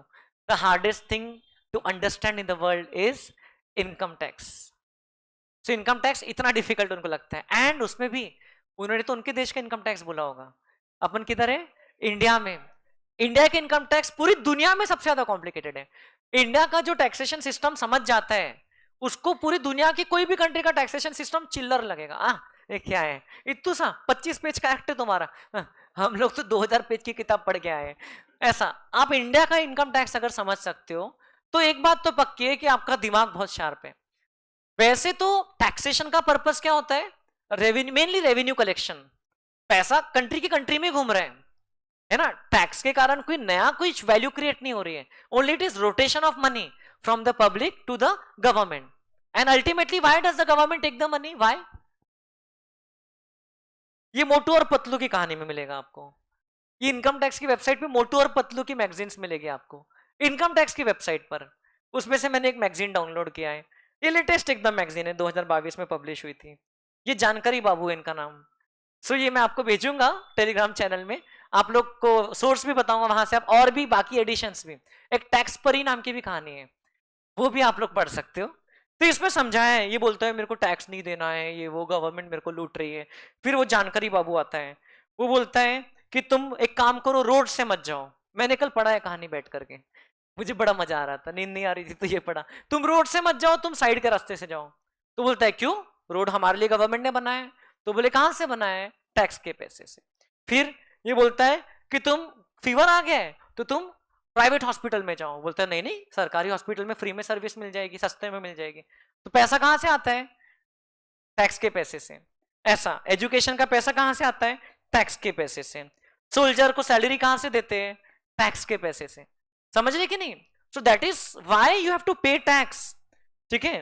फिर defence research, advanced space innovations, हमारा चंद्रयान गया, कौन से पैसे से गया? टैक्स के पैसे से। कहीं ना कहीं I am also contributor, you are also contributor. आपने भी इनडायरेक्ट टैक्स तो भरा ही है ना, you should be proud of it. आपके देश में जो भी, अपने देश में जो भी चीज हो रही है, आपको और मेरा अलग थोड़ी ना है, अपने देश में जो भी चीज हो रही है, एक्टिविटी हो रही है गवर्नमेंट के लेवल पर, इतना बढ़िया मेट्रो का अपने को फैसिलिटी मिल गया। आप में से आते हैं कोई लोग मेट्रो से? हाथ उठाओ। गुड, इतने से लोग आते हैं। बाकी लोग क्या खुद की गाड़ी से आते हैं? ओके, आपके पास ज्यादा पैसे हैं। तो हम लोग गवर्नमेंट की गाड़ी को यूज करते हैं, टैक्स के पैसे से बनी। हाँ किसमें? हाँ तो वही आप, अच्छा पेट्रोल भराते हो उसमें टैक्स भरते हो, हाँ आप टैक्स भरते हो, हम लोग टैक्स पेयर मनी का एडवांटेज उठाते हैं। मेट्रो में तो हमको इतने सस्ते में ट्रांसपोर्टेशन मिल जाता है ना, स्टूडेंट्स को तो बहुत सस्ता है ना 30% डिस्काउंट, सही है ना, मेरे पास स्टूडेंट कार्ड है नहीं लेकिन ठीक है थोड़ा सा दे देंगे। तो ऐसा सिटीजन अगर टैक्सेस टाइम पे देंगे तो ऐसा ऐसा होगा, ऐसा ऐसा। Okay let go of all your worries and laziness, pay your income tax on time every time, that's true kids. If you want the best of public facilities in our country we should all pay our income tax honestly. तो मोटू और पत्तू ने बोला, उसके बाद में इसमें ये सब भी है ना फिर स्टोरी ऑफ पैन कार्ड भी अदर एडिशन, ऐसे आप और भी डाउनलोड कर सकते हो। तो इनकम टैक्स जो है वो ultimately government as a revenue collect करती है, but is it the only source of revenue for the government? The answer is no. Government को देखो, ये एक चार्ट है moneycontrol.com का, इसमें इन्होंने फाइनेंस एक्ट 2022 के वक्त बनाया था, बहुत अच्छा लगा मुझे। 100 रुपीज अगर गवर्नमेंट को आते हैं तो उसमें से 35 रुपीज तो बोरोइंग करके आते हैं, अभी भी दूसरे कंट्री से या IMF या वर्ल्ड बैंक से बोरो करते हैं। और टू चलो इनसिग्निफिकेंट है। नॉन टैक्स रेवेन्यू आता है 5 रुपए, जैसे लाइसेंस फी वगैरह कुछ। जीएसटी मिलता है 16 रुपए का, एक्साइज ड्यूटी मिलती है 7 रुपए की, अभी भी एक्साइज ड्यूटी चल रही है, टबैको पे पेट्रोल पे एक्साइज ड्यूटी अभी भी लगती है। कस्टम ड्यूटी इंपोर्ट एक्सपोर्ट पे जो लगती है 5 रुपए की। इनकम टैक्स और कॉर्पोरेशन टैक्स, एक्चुअली ये कॉर्पोरेट टैक्स है, ये कॉर्पोरेशन टैक्स लिख दिया इन्होंने। पर्सनल इनकम टैक्स मतलब जो इंडिविजुअल्स भरते हैं, और कॉर्पोरेट टैक्स जो कि कंपनीज भरती हैं, ये मिलाकर के 30 रुपीज आता है। Means it is one of the major sources of revenue but not the only source. Income, ये डायरेक्ट टैक्सेस इतना हुआ, इनडायरेक्ट टैक्सेस इतना हुआ, 28 हो गया इंडायरेक्ट टैक्सेस, दिख रहा है क्या? 16 + 7 + 5, और डायरेक्ट टैक्स कितना हुआ 30%। तो मतलब मोर और लेस डायरेक्ट टैक्स और इनडायरेक्ट टैक्स सेम चलते हैं। फिर वो पैसा कहां कहां यूज होता है वो लिखा हुआ है, स्टेट्स को कुछ जाता है, पेंशंस में यूज होता है, सेंट्रली स्पॉन्सर्ड स्कीम्स रहती है ना, गवर्नमेंट की अलग अलग स्कीम्स फ्लोट होती रहती है। तो defence subsidies, interest payments, free electricity, free water, ये सब जो मिलता है तो कहां से मिलता है भाई? टैक्स के पैसों से। ये एक चार्ट है जिसमें ब्रेकअप दिया हुआ है कि ओवर द इयर्स, ये देखो 1999 से लेकर 2020 तक के कैसे कैसे इनकम टैक्स का जो रेशो है वो बढ़ते जा रहे हैं। देख रहे हो क्या? पहले एक्साइज का रेशो ज्यादा था, अब इनकम टैक्स का रेशो है जो है वो ज्यादा हो चुका है। 28 + 27 मतलब 55% इनकम टैक्स है। ये जो कॉर्पोरेट टैक्स है ना वो भी इनकम टैक्स से है, that is income tax levied on the companies. और ये जो है remaining, this is indirect tax. ये कितना होता है? रिमेनिंग 45% होगा अप्रोक्स। तो ये होता है indirect taxes, service tax, custom. Service tax की जगह पे क्या आ चुका है अभी? जीएसटी। ये प्रोपोर्शन दिया उन्होंने, and it will keep on changing, but both the tax systems are there to stay, है ना। कल मैं आपको बताऊंगा कि दोनों का क्यों इंपॉर्टेंस है अपनी अपनी जगह पर। इफेक्टिव टैक्स रेट कितना है इंडिया में? इफेक्टिव टैक्स रेट कितना है? So effective tax rate depending on the profit, इतना इतना है। किसी के लिए बहुत कम है, किसी के लिए 16.5% है, किसी के लिए सॉरी किसी के लिए 25% 25.11 है, किसी के लिए 20.19 है। कुछ मैन्युफैक्चरिंग कंपनीज को बेनिफिट रहता है, तो ऐसा प्रॉफिट्स के ऊपर डिपेंडेंट है। ओके तो ये पूरे कुछ स्टैटिस्टिक्स है आपको, कितने इंडिविजुअल्स टैक्स पे करते हैं। अबाउट 15 मिलियन पर्संस और 1% ऑफ द पॉपुलेशन। ओके, या जो रिटर्न फाइल करते हैं उसका क्वार्टर मतलब 1/4 रिटर्न फाइल करने वाले बहुत लोग हैं, ठीक है। एंड वो भी स्टैटिस्टिक्स बहुत इंटरेस्टिंग तरीके से इनकम टैक्स डिपार्टमेंट पब्लिश करती है। ये जून 2023 में उन्होंने एक लेटेस्ट पब्लिश किया था कि कितने लोग पब्लिश रिटर्न सबमिट करते हैं। ये फाइनेंशियल ईयर 21-22 असेसमेंट ईयर 21-22 का है। इसमें लिखा है कि टोटल 6 करोड़ 75 या कितना है, हाँ 6 करोड़ 75 लाख लोग रिटर्न फाइल करते हैं, लेकिन एक्चुअल जो उसमें से जो टैक्स पे करते हैं वो कम रहते हैं।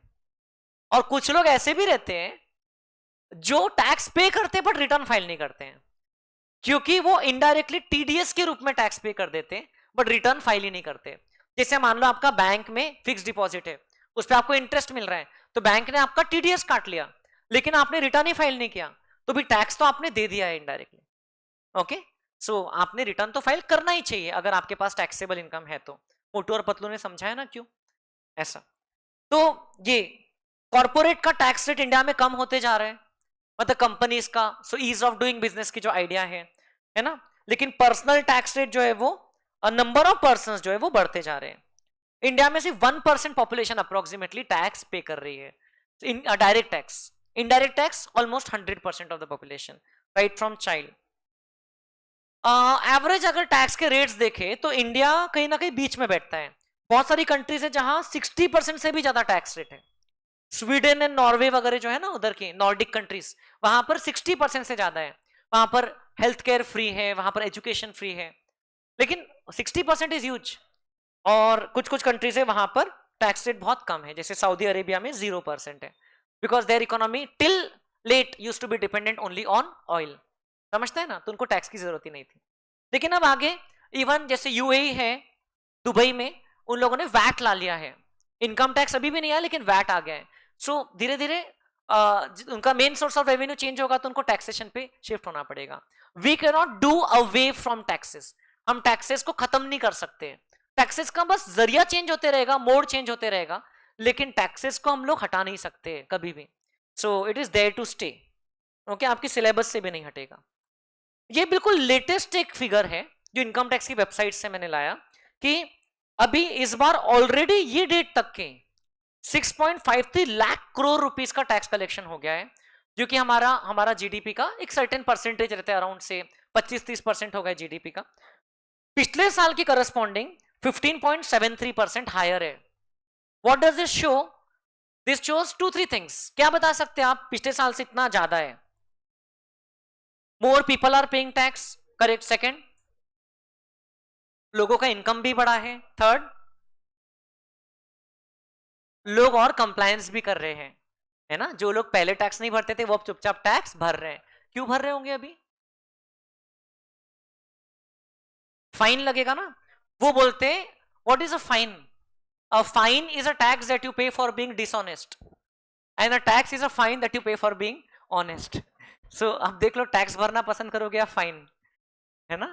तो वैसा है। लोग तो अभी काफी कंप्लायंट हो चुके हैं, खासकर जो यंगर जनरेशन है, जो नए नए जॉब्स में जा रही है या बिजनेसमैन है, यंगर वंस, तो दे आर थिंकिंग कि भाई पूरा क्लीन काम करते और उसमें ग्रो करते हैं। Because if everything is through bank account, उसको हाइड करना आसान नहीं रहता है। जब कैश में चीजें होती है तो उसको आप छुपा सकते हो। So now more and more are most of the transaction are happening through this thing. Mobile से कर रहे हैं हम लोग, है कि नहीं। So therefore tax collection are increasing.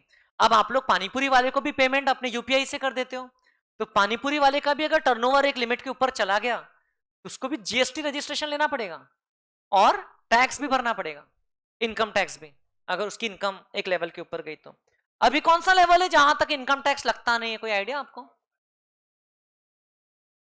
7,27,000 रुपए, है ना, न्यू रिजीम में। ओके, न्यू और ओल्ड क्या है ये भी मैं आपको समझाऊंगा, चिंता मत करो। ओके, इतने सारे रिफंड भी इशू कर दिए हैं और नेट टैक्स कलेक्शन इतना है। बहुत बढ़िया, बहुत अच्छा। अभी बेसिकली ग्रॉस माइनस रिफंड करोगे तो नेट मिल जाएगा, है ना। 6.53 lakhs minus 69,000 will be 5.84 lakhs, ऐसा। देन कुछ चार्ट्स हैं यहां पर, कुछ इंटरेस्टिंग। देखिए, इंडिया का स्टेट वाइज, ये बहुत अच्छा मुझे इंस्टाग्राम का पेज लगता है, वहां से मैंने लाया, india.in.pixels। आप भी सर्च करना, इसमें बाकी भी चीजों पे वो लोग ऐसे इंफोग्राफिक्स देते हैं। तो इंडिया में एक पर्सन ऑन एन एवरेज कितना जीएसटी पे करते हैं, how much GST was collected per person. तो we should be proud that we are from Maharashtra, because यहाँ पर वन ऑफ द हाईएस्ट है पर कैपिटा जीएसटी, 16,000 है। बाकी कई स्टेट्स में तो बहुत कम है। देखो यूपी में सिर्फ 2,700 है ना, total GST divide by population, ऐसा उन्होंने निकाला है।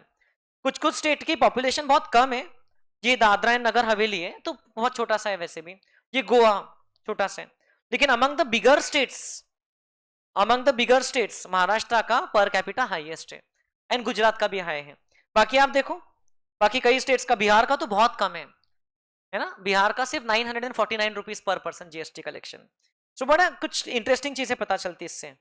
देन डायरेक्ट टैक्स कलेक्शन का है, देखो टोटल कलेक्शन फाइनेंशियल ईयर 21-22 का कितना हुआ था, 14,12,422 करोड़ रुपीस, 14 लाख करोड़ रुपीस का टैक्स कलेक्शन हुआ था। ठीक है, आप सोच सकते हो कितने जीरो आएंगे उसमें, और आगे करोड़ है, उसमें से महाराष्ट्र से इतना सारा कलेक्शन हुआ था। आप इसको कलर वाइज भी देख सकते हो, है ना, डार्क ब्लू मतलब वेरी हाई और एकदम लाइट कलर मतलब कि वेरी लो। तो आपको एक कलर से भी आइडिया लगती है कि इंडिया के कौन से पार्ट से हैवी टैक्स कलेक्शन हो रहा है। महाराष्ट्र में मुंबई है, Mumbai is the finance hub, financial capital of India, officially नहीं लेकिन अदरवाइज। इंडिया में अगर 4 लाख अराउंड चार्टर्ड अकाउंटेंट है तो उसमें से 1 लाख मुंबई में है, दिस इज द केस। तो इंडिया में बहुत बड़ी बड़ी एक्टिविटीज हो रही है, महाराष्ट्र में खास करके। तो आप देखो कितना ह्यूज डायरेक्ट टैक्स का कलेक्शन हो रहा है। और गुजरात में बैठे हैं सब बिजनेस वाले लोग, गुजरात में, तो वो लोग देखो क्या कर रहे हैं, उन्होंने कितना टैक्स कंट्रीब्यूट किया सिर्फ, क्योंकि बिजनेस में टैक्स को इवेड करना, इवेजन करते हैं ऐसा नहीं बोल रहा हूं, लेकिन बिजनेस में टैक्स को बचाना बहुत ज्यादा इजीली पॉसिबल है एज कंपेयर टू जॉब्स में। सैलरीड एम्प्लॉय बहुत ज्यादा टैक्स नहीं बचा सकता, है ना, थोड़े बहुत उसको डिडक्शन है, वो सब इनकम टैक्स डिपार्टमेंट ने दिया है, लेकिन इसमें तो बहुत रहता है। समझ रहे क्या, ऐसा है। लद्दाख में तो -0.06 आया, पता नहीं कैसे आ गया, -0.06 आ गया, ये क्या होता है भाई, मतलब रिफंड ज्यादा दे दिया उन्होंने, है ना। सो ऐसा है। खैर दीज आर एब्सोल्यूट फिगर्स, इसको पॉपुलेशन के साथ में हमने कंपेयर करना चाहिए, but this is the scene. अब एक और चार्ट है कि हमारा ओवरऑल जो 23-24 का जो बजट आया था, ये गवर्नमेंट ने पब्लिश किया, उनका जो प्रेस इंफॉर्मेशन ब्यूरो है उनकी तरफ से, कि हमारी ग्रॉस टैक्स रिसीट जीडीपी के परसेंटेज के टर्म्स में 11.1% हुई, okay, as a percentage of GDP overall, okay, total revenue का नहीं। अब उसमें इनडायरेक्ट टैक्स 5.1% है और डायरेक्ट टैक्स कितना है, 6% है। तो डायरेक्ट टैक्स अभी थोड़ा सा ऊपर है, बीच में थोड़े कन्वर्ज हुए थे, फिर वापस से जो बजट एस्टिमेट्स है उसके हिसाब से 23-24 का जो कलेक्शन होगा, पिछले 1-2 साल में तो ऐसा हो रहा है कि एस्टिमेट से ज्यादा कलेक्शन हो रहा है ना, मतलब कि things are happening which were not even dreamed about earlier, है ना। अभी इतने लोग रिटर्न फाइल कर रहे हैं, अभी पिछले साल से उन्होंने ड्यू डेट को बढ़ाना बंद कर दिया है, इनकम टैक्स की जो रिटर्न की फाइलिंग की ड्यू डेट रहती है ना, तो लोग ड्यू डेट के बहुत पहले ही, इस बार तो ड्यू डेट के 4 दिन पहले ही, पिछले बार ड्यू डेट तक जितने रिटर्न फाइल हुए थे उससे ज्यादा फाइल हो गए थे। What is happening, people are understanding कि भैया कंप्लायंस तो करना पड़ेगा, ओके, टैक्स तो आ रहा है तो पे करना होगा।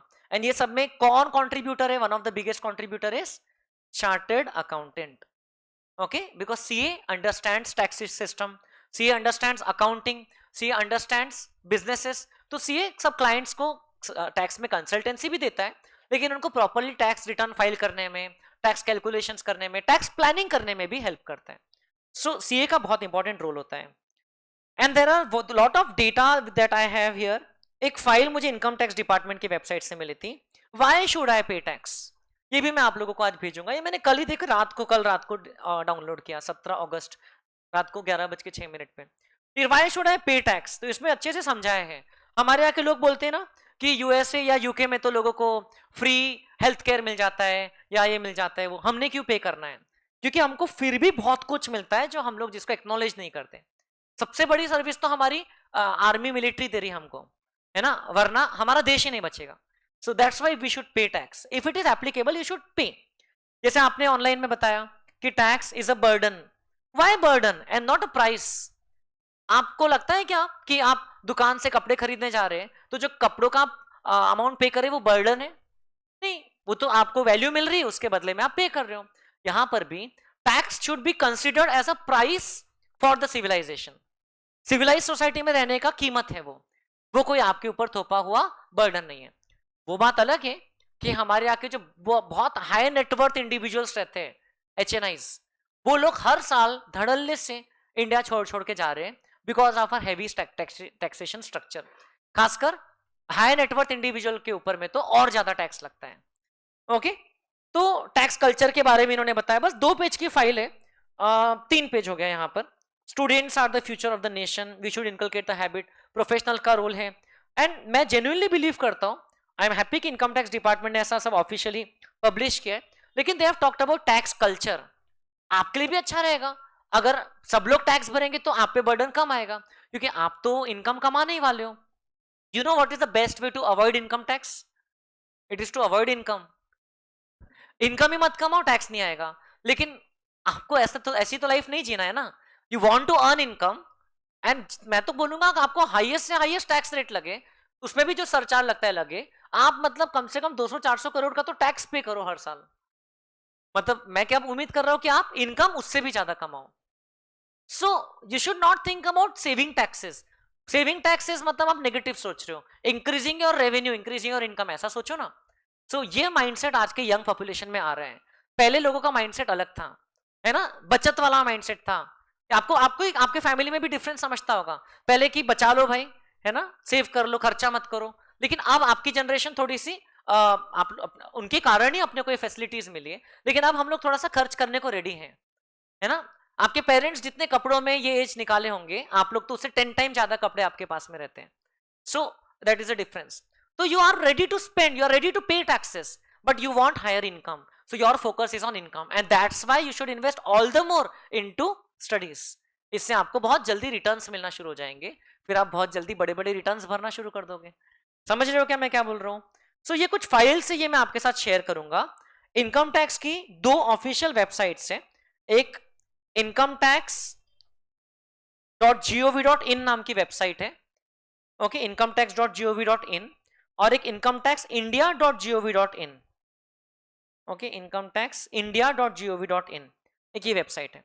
तो ये दोनों वेबसाइट में आपको बहुत सारे टूल्स मिलेंगे, रिसोर्सेज मिलेंगे, चार्ट्स मिलेंगे, जो हम पढ़ेंगे उसी के चार्ट्स, इनके बनाए हुए चार्ट से बढ़िया एक से एक। आपको इसमें जाओगे, थोड़ा सा एक बार गो थ्रू तो करना। ये देखो, ये जो आपको दिख रहा है इमेज, यही से लाया था मैंने। देन नीचे आपको टैक्स टूल्स वगैरह मिलेंगे।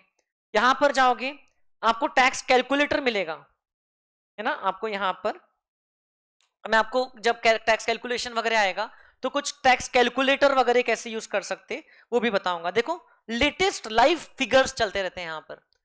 इंडिविजुअल यूजर्स इतने हैं, इस साल के 6,28,00,000 रिटर्न्स वेरीफाई हो, ये 6,86,00,000 रिटर्न्स अपलोड हो गए। उसमें से इतने रिटर्न वेरीफाई हो गए। वेरीफाई मतलब क्या होता है मैं आपको बताऊंगा। उसमें से इतने रिटर्न प्रोसेस भी हो गए डिपार्टमेंट की तरफ से। कई बार तो 2-2 दिन में रिफंड कर देती डिपार्टमेंट। आपका जो रिफंड है 2 दिन में इश्यू कर देती है। यस, क्योंकि आपने जो टैक्स पे किया है वो ज्यादा पे किया है, जितना लाइबिलिटी था उससे ज्यादा। आपने टैक्स पहले ही ज्यादा पे कर दिया। क्यों ज्यादा पे किया? शायद आपने एस्टिमेट गलत कर दिया होगा, या आपका टीडीएस के रूप में पेमेंट हो गया होगा। आपके एम्प्लॉयर ने या आपके पेयर ने आपका टीडीएस काट के पे कर दिया। आपका टीडीएस मान लो 2 लाख का जमा हो गया, लेकिन आपकी टैक्स लाइबिलिटी सिर्फ 1.5 लाख की आ रही है, तो आपको 50,000 का मिल जाएगा refund. That is the basis. ठीक है, तो बहुत सारी चीजें हैं यहाँ पर। ओके, आप ये दोनों वेबसाइट्स को अगर स्टडी करोगे, पीछे भी देखो टैक्स कैलकुलेटर्स मिलेंगे आपको, डायरेक्ट एक्सेस का डेटा यहाँ से आप एक्सेस कर सकते हो, है ना। देन यहाँ पर आप जाओगे, ये वाली वेबसाइट में आपको पब्लिश इसकी ये मिल जाएगी, मोटू पतलू की वेबसाइट वगैरह भी मिल जाएगी ढूंढोगे तो, है ना, जो पब्लिकेशन है उसमें। So there are lot of interesting material related to tax. हम लोग ऑब्वियसली एग्जाम ओरिएंटेड पढ़ेंगे, लेकिन एट द सेम टाइम हम लोग चीजों को, हर चीज को समझ समझ के आगे बढ़ते जाएंगे। So today's class was just an orientation of taxation. Tomorrow onwards we will start understanding direct and indirect, and then हम लोग कल से इनकम टैक्स में हम लोग डाइव डीप करेंगे। ठीक है, I hope you enjoyed the class. चलिए, थैंक यू।